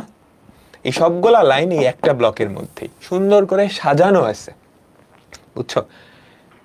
এটা যাতে আমাদের প্রোগ্রামটা পড়তে সুবিধা হয়, দেখতে সুন্দর লাগে, এই জন্য এই জিনিসটাকে বলা হয় ইনডেন্টেশন। এবং এটা দেওয়া একটা ভালো অভ্যাস, বুঝছো? এবং এটা দেওয়া একটা ভালো অভ্যাস, ঠিক আছে? কাহিনী বুঝলাম? দেখো, এখানে আমাদের একটা প্রোগ্রাম দেওয়া আছে, কি করতেছে বোঝার দরকার নেই, কি করতেছে বোঝার দরকার নেই। খেয়াল করো, খেয়াল করো, এটা একটা প্রোগ্রাম। দেখো, এই যে এই সেমিকোলনের মধ্যে কতগুলা লাইন আছে, তো এরা সবাই একই জায়গা থেকে শুরু হয়েছে। খেয়াল করো, এই লাইনটা এখান থেকে শুরু হয়েছে, এই লাইনটা এখান থেকে শুরু হয়েছে। এটার ভেতরে আরো কোড ব্লক আছে, খেয়াল করো, দ্বিতীয় আরেকটা সেমিকোলন। এটার ভেতরে যারা আছে সব এই লাইন থেকে শুরু হয়েছে, তাই না? থার্ড যেই সেমিকোলন ভেতরে, এগুলা কি বোঝায় আমরা পরে দেখব। মানে খুব সুন্দর করে একটা ব্লকের ভেতর আরেকটা, তার ব্লকের ভেতর আরেকটা, এভাবে করে আমাদের প্রোগ্রামগুলো লেখা হয়েছে। এখন আমি যদি এরকম কিছু না করে সরাসরি সবকিছু একদম এই সাইড থেকে লিখতাম, প্রোগ্রামের আউটপুট কিন্তু চেঞ্জ হইতো না, বুঝছো? আউটপুট চেঞ্জ হইতো না, বাট দেখতে অনেক হিজিবিজি লাগতো। কোন ব্লকের ভেতরে কি কি আছে, এই যে সেমিকোলন আছে না, ধরো ইন্ট মেইন, এটা দিয়ে সেমিকোলন বোঝায়। সেমিকোলন দিলাম মানে আমাদের যেই সেকেন্ড ব্র্যাকেট, এটার মধ্যে যেই কোডগুলা লিখবা, এই সবগুলা কোডকে একটা কোড ব্লক বলে, একটা ব্লক।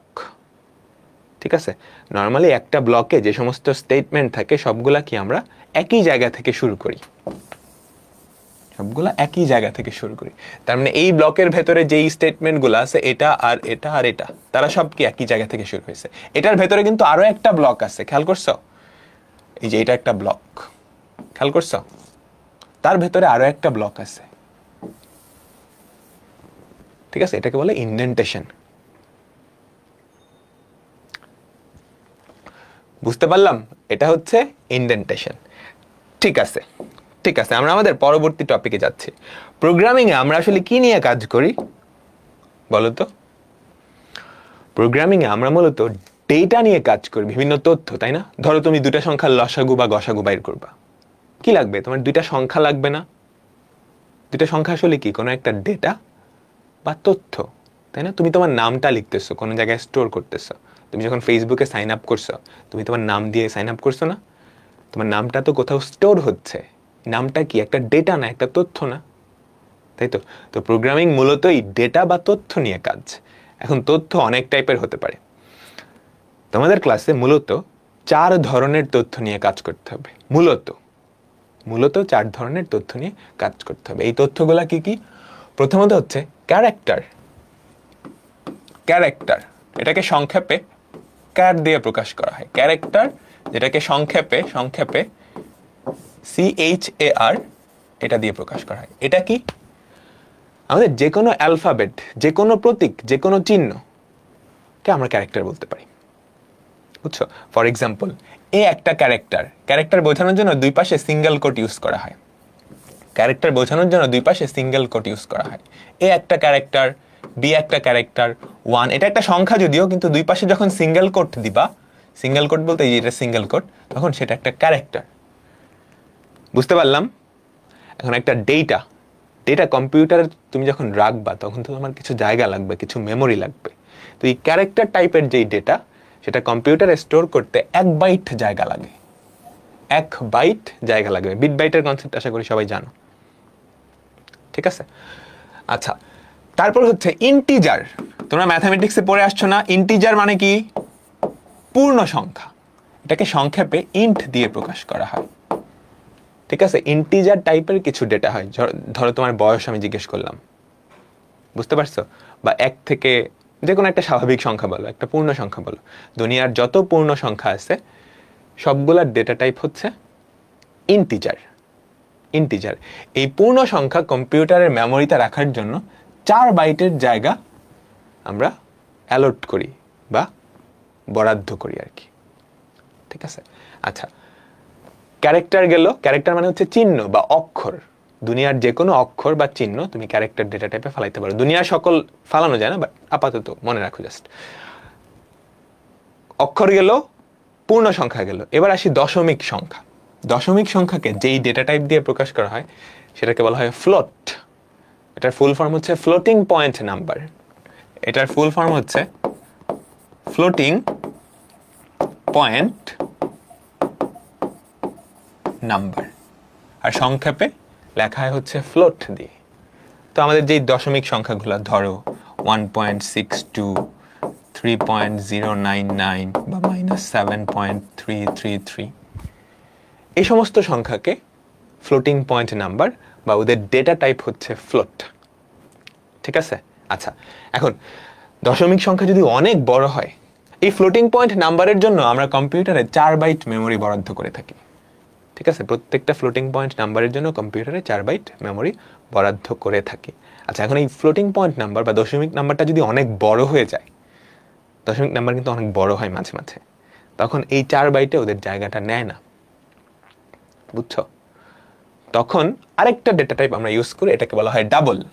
ডাবলও দশমিক সংখ্যাই স্টোর করে, দশমিক সংখ্যাগুলাই ডাবল, কিন্তু এখানে আমাদের কম্পিউটারে 8 বাইট জায়গা ওদেরকে বরাদ্দ করে। ঠিক আছে, 8 বাইট জায়গা ওদেরকে কি বরাদ্দ করে।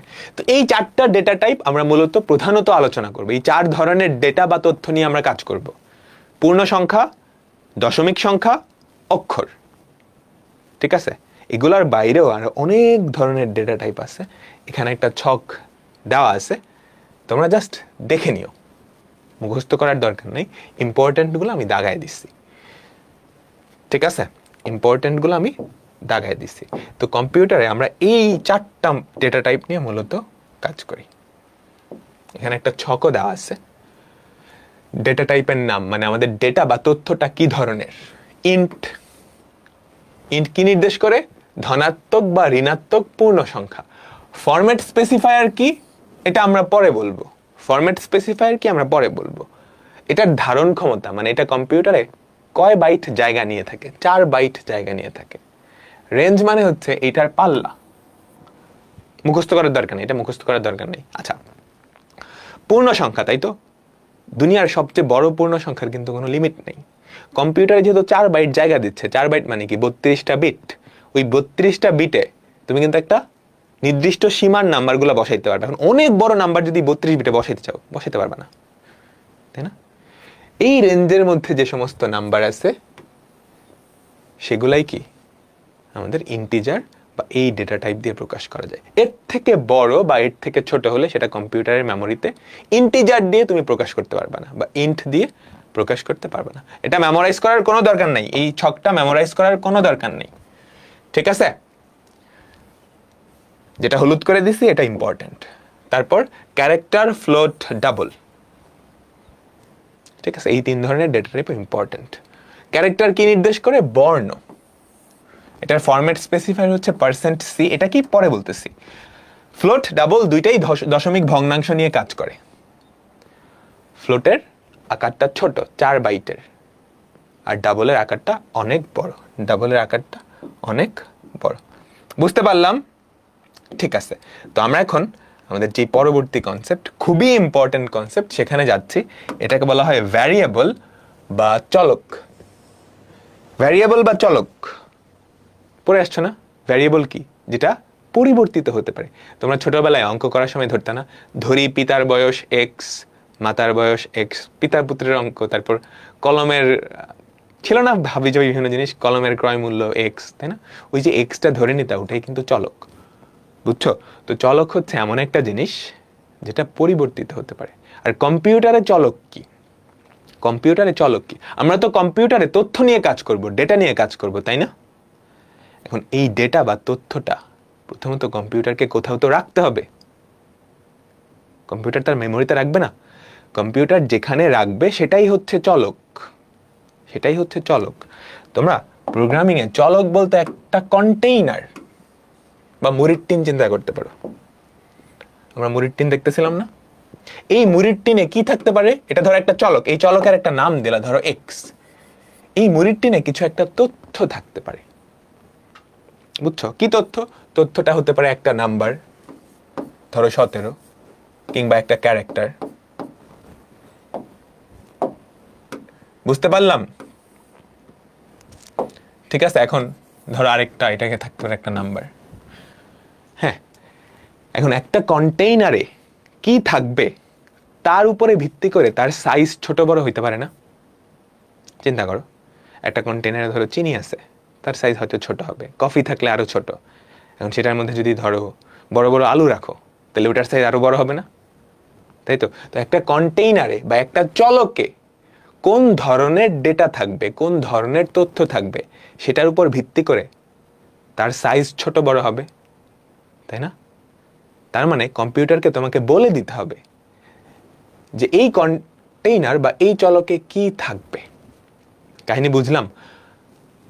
আমি কম্পিউটারকে চাইলে বলে দিতে পারি যে এই এক্স চলকটা একটা ক্যারেক্টার থাকবে। তাহলে কম্পিউটার কি করবে? এই এক্স কে 1 বাইটের একটা জায়গা দিয়ে দিবে। আমি যদি বলি y এ একটা ইন্টিজার থাকবে, পূর্ণ সংখ্যা থাকবে, তাহলে কম্পিউটার কি করবে? এই y কে 4 বাইটের একটা জায়গা দিয়ে দিবে, যেই জায়গায় সে ওই সংখ্যাটা রাখতে পারবে, যেই জায়গায় সে ওই সংখ্যাটা রাখতে পারবে। বুঝছো? কম্পিউটারে চলক বা ভ্যারিয়েবল মানে হচ্ছে একটা কন্টেইনার, একটা কৌটা, যেই কৌটায় তুমি বিভিন্ন তথ্য রাখবা, তারপর ওই তথ্যগুলোর উপরে বিভিন্ন প্রসেসিং করবা। এখন কম্পিউটার বা প্রোগ্রামিং এ এই চলকগুলোর নামকরণের কিছু টেকনিক আছে, কিছু নিয়ম আছে। একটা চলকের যা ইচ্ছা তা তুমি নাম দিতে পারবে না। একটা চলকের নামকরণের কিছু নিয়ম আছে, ওই নিয়মগুলো আমরা একটু দেখি। ঠিক আছে, ওই নিয়মগুলো আমরা একটু দেখি, লেখার দরকার নেই, জাস্ট একটু দেখো। ভ্যারিয়েবল নেমিং মানে চলকের নামকরণ, এটা আমরা একটু দেখি। ঠিক আছে, ভ্যারিয়েবলস আর কেস সেনসিটিভ, তার মানে চলক হচ্ছে বড় হাতের আর ছোট হাতের, এটা ম্যাটার করে। বড় হাতের আর ছোট হাতের জিনিস সেম জিনিস বোঝায় না। তার মানে তুমি যদি একটা চলকের নাম দাও এ, ঠিক আছে, আরেকটা চলকের নাম দাও ক্যাপিটাল এ, এই দুইটা কিন্তু আলাদা, এই দুইটা আসলে সেম জিনিস বোঝাবে না, এই দুইটা আসলে সেম জিনিস বোঝাবে না। আচ্ছা, চলকের নামে তুমি এ থেকে জেড পর্যন্ত ক্যাপিটাল লেটার বা স্মল লেটার, 0 থেকে 9 পর্যন্ত কোনো ডিজিট, ডলার চিহ্ন আর আন্ডারস্কোর, এই জিনিসগুলো ইউজ করতে পারবে, এর বাইরে আর কিছু ইউজ করতে পারবে না। তুমি যখন একটা চলকের নাম দিবা, ওই যে কোটা বা কন্টেইনারের নাম দিবা, সেই নামে এ থেকে জেড পর্যন্ত ক্যাপিটাল লেটার, স্মল লেটার, 0 থেকে 9 পর্যন্ত ডিজিটগুলা, ডলার আর আন্ডারস্কোর, এইগুলা বাদে আর কিছু ইউজ করতে পারবে না। তুমি চলকের নামে পার্সেন্টেজ ইউজ করতে পারবে না। তুমি একটা চলকের নাম দিছো এ পার্সেন্টেজ, ধরো বিসি, হয় নাই, এটা কোনো চলকের নাম হয় নাই। বুঝছো? চলকের নাম হইতে হলে নামের মধ্যে এগুলাই থাকতে হবে, এর বাইরে আর কিছু থাকা যাবে না। ঠিক আছে, আর নামের শুরুতে, তার মানে চলকের নামের শুরুতে এ থেকে Z, small letter, capital letter আর আন্ডারস্কোর থাকতে পারবে। অর্থাৎ নামের শুরুতে ডিজিট থাকতে পারবে না, ডলার থাকতে পারবে না। বুঝছো? তুমি যদি একটা চলকের নাম দাও 1AB, এটা চলকের নাম হয় নাই, কারণ নামের শুরুতে কি নাম্বার আছে। নামের শুরুতে শুধুমাত্র অক্ষর, মানে এ থেকে জেড পর্যন্ত আর আন্ডারস্কোর, এই দুটো থাকতে পারবে। ঠিক আছে, এগুলা মেমোরাইজ করা লাগবে, এগুলা ইম্পর্টেন্ট। 4 নাম্বারটা কি? চলকের নামে কোনো ফাঁকা জায়গা থাকবে না, অর্থাৎ চলকের নামের মধ্যে কোনো ফাঁকা জায়গা থাকবে না। ঠিক আছে, রিজার্ভড ওয়ার্ড, সি প্রোগ্রামিং এ কিছু রিজার্ভড ওয়ার্ড আছে, যেটা কম্পাইলারকে বিভিন্ন জিনিস বোঝায়। বুঝছো? যেমন ইন্ট মানে কি বোঝায়? এটা একটা ইন্টিজার টাইপের ডেটা। ফ্লোট মানে কি বোঝায়? এটা একটা ফ্লোটিং পয়েন্ট টাইপের ডেটা, তাই না? এরপর রিটার্ন, মনে আছে আমরা লাস্টে রিটার্ন 0 লিখছিলাম না? সেটাও কিন্তু কম্পিউটারকে বোঝায় এই ফাংশনটা আমাকে কিছু একটা রিটার্ন করতেছে, ফেরত দিচ্ছে, তাই না? এগুলাকে বলা হয় রিজার্ভড ওয়ার্ড। আমরা চলকের নামে এই রিজার্ভড ওয়ার্ডগুলা সরাসরি ব্যবহার করতে পারবো না। এরকম কোন চলক ধরো ডিফাইন করতে পারবে না যার নাম হচ্ছে রিটার্ন। বুঝছো? তুমি আগে পরে কিছু দিয়ে ধরো কে ও, এটা করতে পারবা, কিন্তু সরাসরি যে রিজার্ভড ওয়ার্ডগুলো আছে সেগুলা চলকের নামে ব্যবহার করতে পারবা না। ঠিক আছে, আমাদের চলকের নাম 31 ক্যারেক্টার, তার মানে 31 অক্ষরের হওয়ার মধ্যে বেটার, মানে সর্বোচ্চ 31, এর বেশিও করা যায় কিন্তু ওইটা আসলে সাজেস্টেড না। বুঝছো? তুমি যদি 35 লেটারও দেখো, পরের গুলা না ইগনোর হয়, 31-এর পরে যে সমস্ত লেটার থাকে সেগুলো ইগনোর হয়। তার মানে চলকের নামের সর্বোচ্চ দৈর্ঘ্য কত? 31। চলকের নামের সর্বোচ্চ দৈর্ঘ্য কত? 31। বুঝছো? এই হচ্ছে আমাদের একটা চলকের নাম বা একটা কন্টেইনারের নাম। তোমাদের রান্নাঘরে বিভিন্ন কোটা আছে না? মরিচ, হলুদ, চিনির কোটা, বয়ম যেগুলো আছে, তাই তো? ওই বয়মে কি বিভিন্ন জিনিসপত্র রাখতে পারো, ওই বয়মগুলার নাম দিয়ে রাখো না মাঝে মাঝে, নাহলে চিনির বয়ম আর লবণের বয়ম তো আলাদা হয়ে যাবে, মানে সেম হয়ে যাবে, তাই না? বুঝছো? তো এই ভ্যারিয়েবল গুলা হচ্ছে এক একটা বয়মের মতো, এক একটা কৌটার মতো, যেখানে তুমি বিভিন্ন তথ্য রাখতে পারবা। ঠিক আছে, এখন ওই ভ্যারিয়েবল গুলা যাতে পরবর্তীতে চিনতে পারো, সেগুলোর জন্য ওদের একটা নাম দিয়ে রাখতে হয়। ওই নামকরণের নিয়মটা এখানে দেওয়া আছে। সবাই একটু 1 সেকেন্ড দেখে নাও। নামগুলা কেস সেন্সিটিভ, অর্থাৎ বড় হাতের আর ছোট হাতের দুইটা আলাদা জিনিস মিন করে। ভ্যারিয়েবলের নামে এ থেকে জেড পর্যন্ত ইংরেজি যে অক্ষরগুলা সেগুলা 0 থেকে 9 পর্যন্ত সংখ্যা, ডলার বা আন্ডারস্কোর, এই জিনিস বাদে আর কিছু ইউজ করতে পারবে না। আর একটা শর্ত আছে, নামের শুরুতে শুধুমাত্র এ থেকে জেড পর্যন্ত এগুলা বা আন্ডারস্কোর এই দুটা ইউজ করতে পারবা। নামের ভেতরে কোনো ফাঁকা জায়গা থাকবে না। রিজার্ভড ওয়ার্ড ব্যবহার করা যাবে না। রিজার্ভড ওয়ার্ড কি আসতেছে একটু পরেই। ভ্যারিয়েবলের নামের দৈর্ঘ্যে সর্বোচ্চ কি? সর্বোচ্চ দৈর্ঘ্য হবে 31। ঠিক আছে, এখন সিতে কিছু রিজার্ভড ওয়ার্ড আছে। সিতে টোটাল 32টা রিজার্ভড ওয়ার্ড বা এগুলাকে বলে কিওয়ার্ডস। এগুলাকে বলে কিওয়ার্ডস আছে। তো এগুলাকে মুখস্থ রাখতে হবে? আপাতত দরকার নেই, বাট আস্তে আস্তে আমরা সবকিছু মুখস্থ করে ফেলতে পারবো। সবগুলোর কাজ কি সেটা বুঝলে অটোমেটিক্যালি মুখস্থ হয়ে যাবে। অলরেডি আমরা দেখছি, কি দেখছি? CHAR এটা মানে কি বোঝায়? একটা ডেটা টাইপ, তাই না? তারপর ইন্ট কি বোঝায়? একটা ডেটা টাইপ। ডাবল কি বোঝায়? একটা ডেটা টাইপ। এগুলো কিন্তু আমরা অলরেডি দেখে আসছি। ফ্লোট একটা ডেটা টাইপ বোঝায়, তাই না? তারপর রিটার্নও আছে, খেয়াল করো এই যে রিটার্ন, বুঝছো? আজকের ক্লাসে এই কটা দেখে ফেলছি, আমরা আস্তে আস্তে মোটামুটি সবগুলাই মেমোরাইজ করে ফেলতে পারবো। তো এখন দরকার নেই। তো চলকের নাম হিসেবে এগুলো তুমি ব্যবহার করতে পারবা না। তো এখন আমি কিছু চলকের নাম দিব, তোমরা আমাকে বলবা এগুলা কি ভ্যালিড না ভ্যালিড না, নামকরণ কি ঠিক আছে নাকি ঠিক নাই। একটা চলকের নাম দিলাম এ, একটা চলকের নাম দিলাম এ, একটা চলকের নাম দিলাম এ বি সি, একটা চলকের নাম দিলাম এম্পারস্যান্ড এ বি সি, একটা চলকের নাম দিলাম বি কমা সি এ, একটা চলকের নাম দিলাম 1 2 1 এ বি সি। ঠিক আছে, একটা চলকের নাম দিলাম ধরো A1 BC A underscore BC underscore ABC। তারপর তোমরা আমাকে বলবা কোনগুলা চলকের কারেক্ট নাম, কোনগুলা চলকের কারেক্ট না। রিটার্ন, নো রিটার্ন,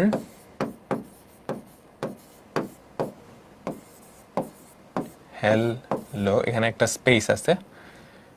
তারপর ধরো আর কি দিলাম, A23 A179 A at BC। এবার আমাকে বলবা এটা কি চলকের নাম হইছে? হ্যাঁ, এটা একটা চলকের নাম হতে পারে। ABC এটা একটা চলকের নাম? হ্যাঁ, হতে পারে। এম্পারস্যান্ড ABC চলকের নাম হতে পারে না। কেন? এম্পারস্যান্ড তুমি ইউজ করতে পারবে না। আমাদের কি কথা ছিল? এ থেকে জেড পর্যন্ত ডিজিটগুলা ডলার আর হচ্ছে আন্ডারস্কোর, সো এটা চলকের নাম হয় নাই। বি কমা সি এ এটা চলকের নাম হইছে না, কমা আছে, কমা ইউজ করতে পারবো না চলকের নামে। 1 ABC এটা হইছে? বলো তো। 1 ইউজ করতে পারবো কিন্তু শুরুতে পারবো না, সো এটা বাদ। A1 BC এটা হইছে? হ্যাঁ, এটা চলকের নাম হইছে। এ আন্ডারস্কোর বিসি, হ্যাঁ হইছে। আন্ডারস্কোর এ বিসি আমি কিন্তু শুরুতে শুধুমাত্র এ থেকে জেড পর্যন্ত বা আন্ডারস্কোর ইউজ করতে পারবো, এটাও হইছে। রিটার্ন এটা কি চলকের নাম হইছে? না, কারণ রিটার্ন একটা কিওয়ার্ড। নো রিটার্ন, এখানে রিটার্ন আছে কিন্তু এক্স্যাক্টলি ওই কিওয়ার্ডটা নাই, তাই না? ওর আগে পরে কিছু একটা আছে, তাই এটা ইউজ করা যাবে। মাঝখানে একটা স্পেস হয়ে গেছে, তাই না? এই যে এখানে একটা স্পেস, তাই তো? চলকের নামের মাঝখানে কোনো স্পেস থাকতে পারবে না, এটা বাদ। A23 এটা হইছে? হ্যাঁ। A179 হইছে। চলকের নামে ডলার আর বাদে, ডলার আর আন্ডারস্কোর বাদে অন্য কোনো চিহ্ন থাকতে পারবে না, সো এটা চলকের নাম হয় না। এখান থেকে একটা এমসিকিউ আসবেই, বুঝছো? এখান থেকে একটা এমসিকিউ আসবেই। তোমাকে একটা নাম দিয়ে বলবে কোনটা, মানে 4টা অপশন দিয়ে বলবে কোনটায় চলকের নাম হইছে বা কোনটায় হয় নাই। সবাই ক্লিয়ার হইছ? এগুলো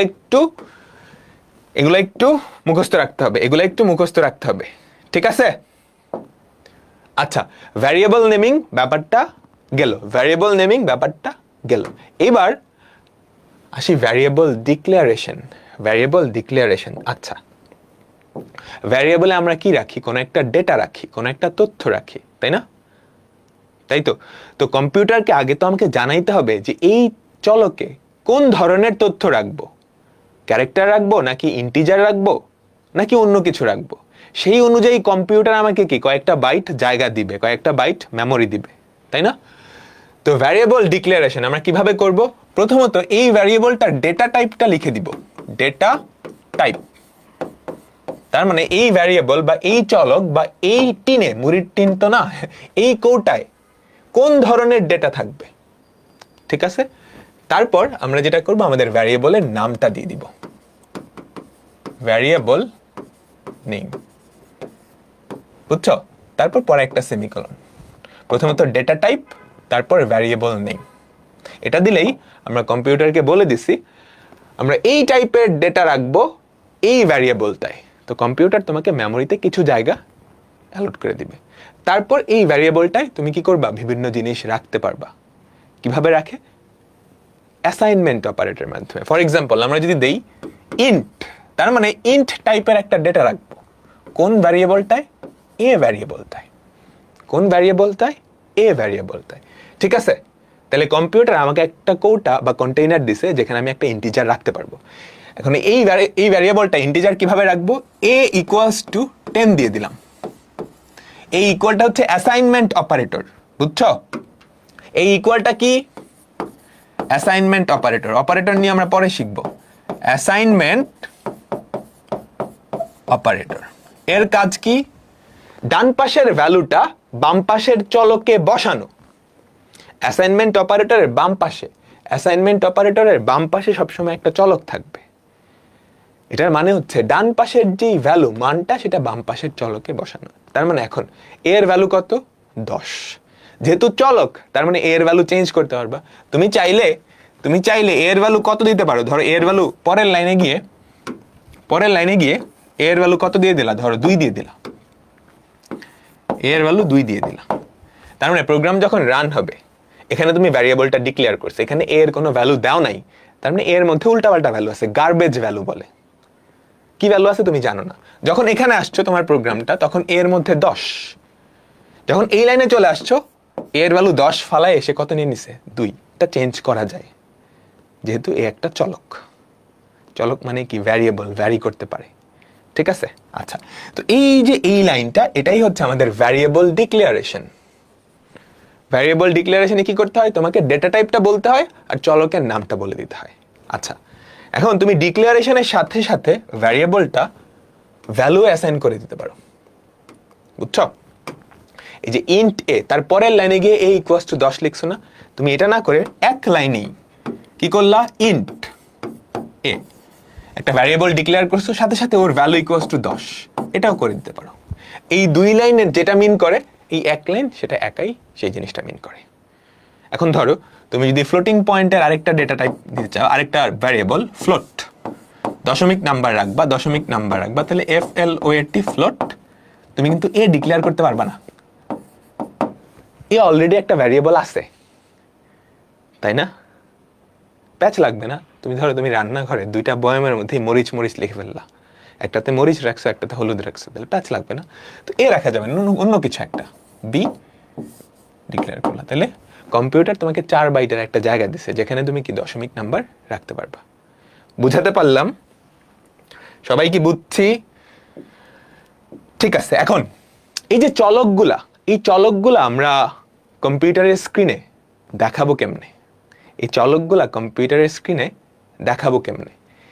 এটার জন্যই আমাদের যেই জিনিসটা লাগবে সেটাকে বলা হয় ফরম্যাট স্পেসিফায়ার। এই ফরম্যাট স্পেসিফায়ারের মাধ্যমে আমরা চলকগুলোকে কম্পিউটার স্ক্রিনে দেখতে পারবো। তোমাদের মনে আছে প্রিন্টএফ কি করে? প্রিন্টএফ এই ফাংশনটা ডাবল কোটের মধ্যে যা আছে সেটাই তো প্রিন্ট করে। এখন ডাবল কোটের মধ্যে ধরো তুমি একটা চলক দিতে চাচ্ছ, একটা চলক প্রিন্ট করতে চাচ্ছ, তো সেটা কেমনে প্রিন্ট করবা? তুমি যেই জায়গাটায় চলকটা প্রিন্ট করতে চাচ্ছ, সেখানে ওই চলকটার ডেটা টাইপ কি? খেয়াল করবে ওই চলকটার ডেটা টাইপ কি। ধরো তুমি ইন্টিজার টাইপের একটা চলক প্রিন্ট করতে চাচ্ছ, এখানটায় প্রিন্ট করতে চাচ্ছ, ওইটার একটা ফরম্যাট স্পেসিফায়ার বসে দিবা %d, ঠিক আছে? এইখানে ওই চলকটা প্রিন্ট করতে চাচ্ছ, তারপর পরের কোড এতটুকু হইল, তুমি ডাবল কোড দিয়ে শেষ করলা। ঠিক আছে, ডাবল কোড দিয়ে শেষ করার পরে কমা দিয়ে তোমাকে যেই চলকটার মান তুমি প্রিন্ট করতে চাও সেটা লিখে দিতে হবে। এটার মানে হচ্ছে এই %d হচ্ছে, এটার মানে হচ্ছে সে প্রিন্টএফ কে বলবে আমার এখানে একটা ইন্টিজার বসবে। কোন ইন্টিজারটা বসবে? এই বেচারা বসবে, এই বেচারা বসবে। বুঝছো? এখন তুমি যদি একটা লাইনে একাধিক চলক প্রিন্ট করতে চাও, এ হচ্ছে ধরো একটা ইন্টিজার টাইপের চলক, তাহলে int a ইকুয়ালস টু 10, তার মানে কি এ একটা চলক যার ভ্যালু হচ্ছে 10, তার মানে এখানে এর ভ্যালু 10 প্রিন্ট হবে। আমরা বরঞ্চ করে যাই, বেটার হবে। সবাই কি বুঝতে পারছো? সেকেন্ডটা, প্রথমটার ফরম্যাট স্পেসিফায়ার হচ্ছে %d, ডেসিমাল থেকে d আসছে, ক্যারেক্টার থেকে c আসছে, ফ্লোট থেকে f আসছে। lf মানে হচ্ছে লং ফ্লোট, মানে ফ্লোট কিন্তু বড়, ফ্লোট কিন্তু বড়। ঠিক আছে, আমরা একটু এখানে চলে যাই। ঠিক আছে, আমরা কি করব? শুরুতেই একটা চলক ডিফাইন করি। বুঝছো? আমাদের একটা চলক হচ্ছে a। আমি কিন্তু a এর ভ্যালু এখনো দেই নাই, ধরো দিলাম a এর ভ্যালু হচ্ছে 10, তার মানে এখন এতে কত আছে? 10 আছে। আমরা একটু প্রিন্ট করে দেখি তো আসলে এতে 10 আছে কিনা। printf, আচ্ছা n প্রিন্ট, কিবোর্ডটাই না একটু ঝামেলা করতেছে।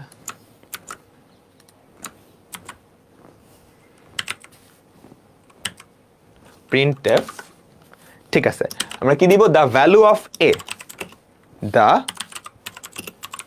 value of a equal to, আমরা এখানটায় a এর ভ্যালু বসাইতে যাচ্ছি। তো কম্পিউটারকে কিভাবে বোঝাবো, printf কে কিভাবে বোঝাবো? এখানে একটা %d দিয়ে দিব, %d দিয়ে দিব। তার মানে এই জায়গাটায় আমাদের a চলকটার মানটা বসবে। ঠিক আছে, কেন %d? কারণ এটা ইন্টিজার টাইপের ডেটা টাইপ। তো এখানে লাস্টে খেয়াল করো, আমি পুরাটা শেষে ব্র্যাকেটের মধ্যে গিয়ে কমা দিয়ে কি দিয়ে দিলাম? এ দিয়ে দিলাম, লাস্টে সেমিকোলন কিন্তু দিতে হবে। তাহলে এই প্রোগ্রামটা কি প্রিন্ট করবে? আমি ইনিশিয়ালি একটা এ চলক ডিফাইন করছি যার ভ্যালু হচ্ছে 10। ঠিক আছে, তারপর দ্য ভ্যালু অফ এ। আমরা একটু রান করে দেখি, দেখো the value of A equals to 10। খেয়াল করছো? এক্স্যাক্টলি এই %d এই জায়গাটাতেই কি আমাদের a এর ভ্যালুটা বসে গেছে। ওকে, এখন আমি যদি a এর ভ্যালু চেঞ্জ করতে চাই, ধরো আমি যেটা করলাম, যেহেতু ভ্যারিয়েবল তার মানে a এর ভ্যালু চেঞ্জ করা যাবে, আমি a এর ভ্যালু 2 করে দিলাম। ঠিক আছে, এর পরের লাইনে গিয়ে আমি আবারও এই জিনিসটা প্রিন্ট করলাম, ঠিক আছে। এখানে একটা নিউ লাইন দিয়ে দিই, আমাদের একটা নতুন লাইন যাতে ক্রিয়েট হয়। এখানে একটা নিউ লাইন দিয়ে দিলাম যাতে নতুন লাইন ক্রিয়েট হয়। তাহলে বলো তো এই প্রোগ্রামটার আউটপুট কি হবে? এর ভ্যালু 10, প্রথমত সে এর ভ্যালু 10 প্রিন্ট করবে, তারপর এর ভ্যালু তুমি চেঞ্জ করে দিছো, কত করছো? 2, তারপরে লাইনে গিয়ে এর ভ্যালু 2 প্রিন্ট হবে। আমরা একটু রান করে দেখি। দেখো, the value of a equals to 10, the value of a equals to 2।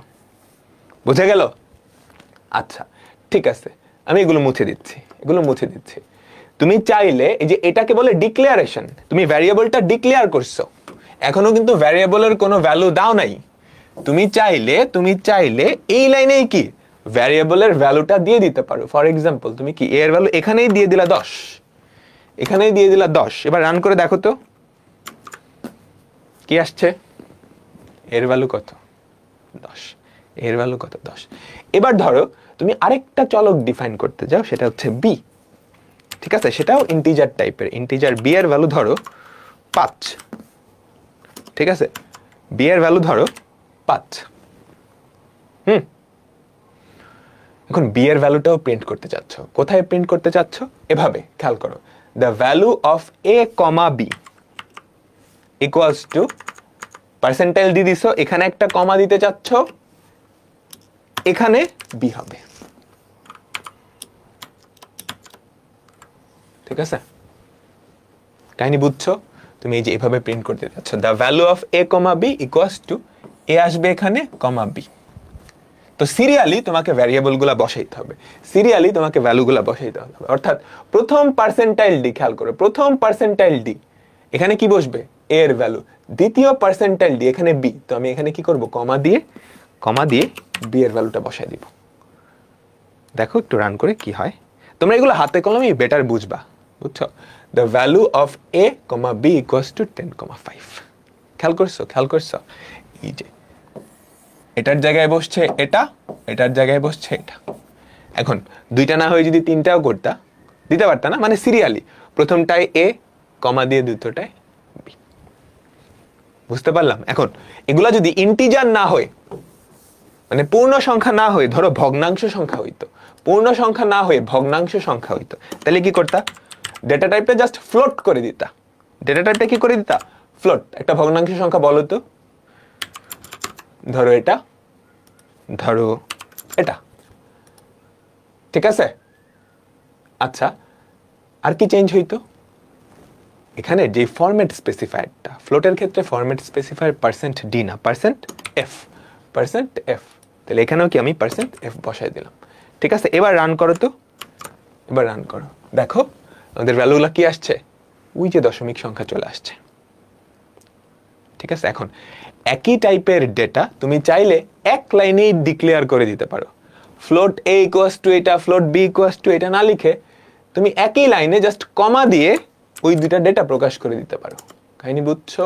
এখানে জাস্ট কমা দিয়ে একই সাথে দুইটাই ডিক্লেয়ার করে দিছো, অ্যাসাইনও করে দিছো। বুঝছো? ডিক্লেয়ার করা মানে এই যে ফ্লোট a, অ্যাসাইন করা মানে কি a এর ভ্যালু 10 এটা বলে দিছো, অ্যাসাইন করে দিছো। ঠিক আছে, এবার যদি রান করো দেখবা সেম কাহিনী।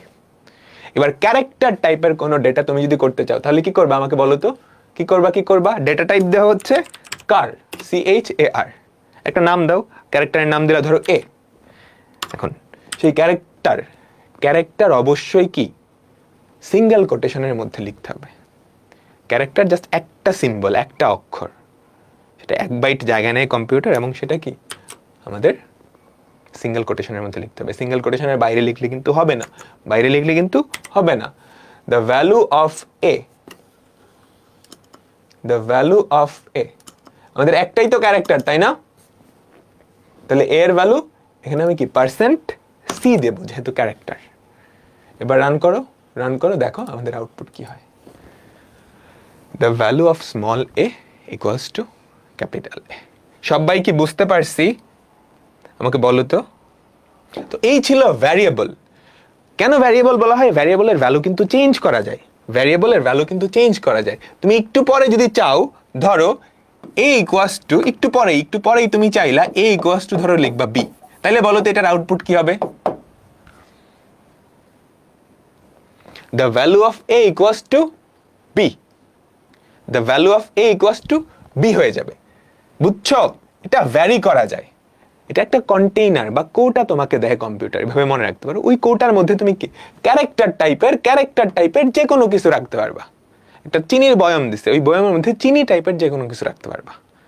বুঝছো? ঠিক আছে, এখন কম্পিউটারে কনস্ট্যান্ট বলে কিছু একটা আছে। কনস্ট্যান্ট বা ধ্রুবক। ধ্রুবক কি এমন একটা জিনিস যার ভ্যালু চেঞ্জ হয় না। তুমি একবার বলে দাও মানে ওটা সারা জীবনের জন্য ফিক্সড। তো কম্পিউটারে ধ্রুবক কিভাবে ডিফাইন করবা? প্রথমত ধ্রুবকটার ডেটা টাইপ বলতে হবে। ধরো ফ্লোট, আমরা একটা ধ্রুবক ডিফাইন করব যার নাম হচ্ছে পাই। বুঝছো? Float pi equals to 3.1416। তাহলে বলো তো এটা কি ধ্রুবক হইল? এটা কিন্তু ধ্রুবক না, এটা কিন্তু একটা নর্মাল ভ্যারিয়েবলের মতোই আমি ডিক্লেয়ার করছি, তাই না?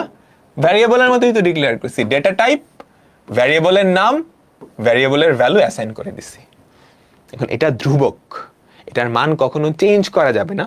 সেটা যদি তুমি কম্পিউটারকে বুঝাইতে যাও তাহলে তোমাকে কি করতে হবে? এটার আগে একটা কনস্ট লিখে দিতে হবে।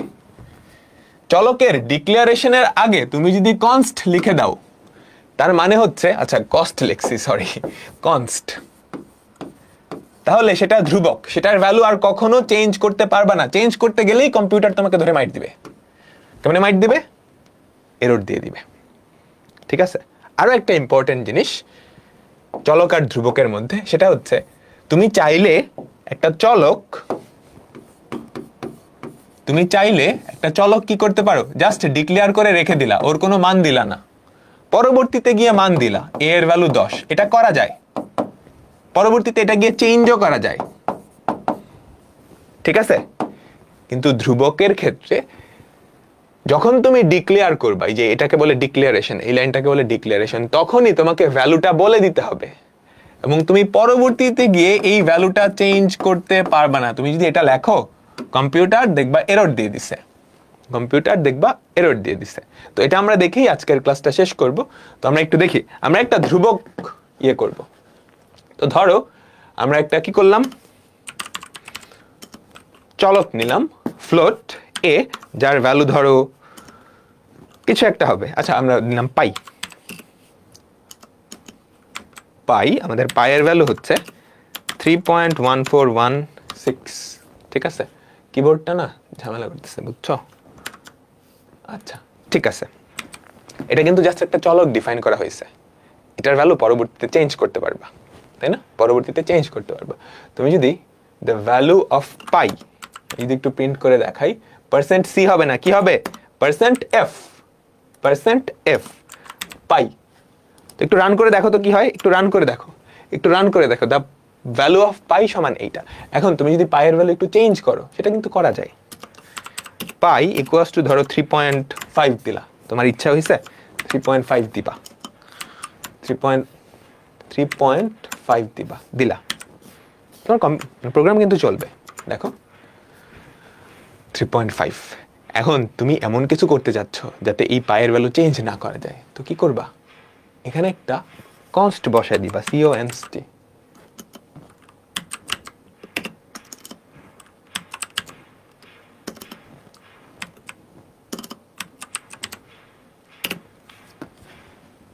কনস্ট বসায় দিছো, এটার মানে হচ্ছে এই যে পাইটা ডিফাইন করছো, এটা আর তুমি চেঞ্জ করতে পারবে না। এই যে এখানে চেঞ্জ করতে গেছো না, আমি ফার্স্টে এই লাইনটা একটু উঠাই দিই, ঠিক আছে। এবার একটু রান করি, হ্যাঁ রান করে দেখো, দ্য ভ্যালু অফ পাই সমান এটা আসছে। এইবার তুমি যদি চেঞ্জ করতে যাও, চেঞ্জ করলা, কিন্তু দেখো রান করে কি হয়, দেখছো এরর দিয়ে দিছে। কোথায় এরর দিছে, কোথায় ঝামেলা হয়েছে? এই যে এখানে আপত্তি জানাইতেছে। আমাদের পায়ের ভ্যালু তো ফিক্সড, তুমি বলে দিছো এখানে, এই যে ধ্রুবক, এই কথাটা বলে দিছো না, ও একটা ধ্রুবক, তুমি ওর ভ্যালু তো চেঞ্জ করতে পারবে না। তো যখনই চেঞ্জ করতে গেছো, কম্পিউটার কি বলছে? তুমি কিছু একটা ভুল করতেছো, ঠিক আছে। তো ধ্রুবকের ভ্যালু একবারই দেওয়া যায়, পরবর্তীতে চেঞ্জ করা যায় না। আরো একটা ইম্পর্টেন্ট কথা হচ্ছে, তুমি ধ্রুবকের ভ্যালু ডিক্লারেশনের সময়, এটা হচ্ছে ডিক্লেয়ার করা, এই সময় অ্যাসাইন করে দিতে হবে, ভ্যালুটা বলে দিতে হবে। তুমি যদি ডিক্লারেশনের সময় অ্যাসাইন না করে দাও, তোর কিছু বললা না, পরবর্তীতে গিয়ে অ্যাসাইন করলা, ও তোমাকে বলবে ভুল করছো। একটু রান করে দেখো, একটু রান করে দেখো কি হয়। দেখো ও কি করতেছে, ঝামেলা করতেছে, বুঝতে পারলাম। তো ধ্রুবক আর চলক এই দুটার মধ্যে পার্থক্য বোঝা গেছে। নেক্সট টাইম, মানে নেক্সট ক্লাসে আমরা চলক নিয়ে বিস্তারিত আলোচনা করব, যোগ বিয়োগ গুণ ভাগ হাবিজাবি এই কাজকর্মগুলো করব। তো নেক্সট ক্লাসে দেখা হবে। আর সবাই একটু নিজের মোবাইলে হলেও এই সাইটটাই ঢুকে একটু প্রোগ্রামিং কইরো নিজে নিজে, হ্যাঁ। সি কম্পাইলার লিখে সার্চ দিলেই হবে, প্রথম লিঙ্ক বা দ্বিতীয় লিঙ্ক যে কোনো একটাই ঢুকলেই হবে, যে কোনো একটাই ঢুকলেই হবে। তো আল্লাহ হাফেজ।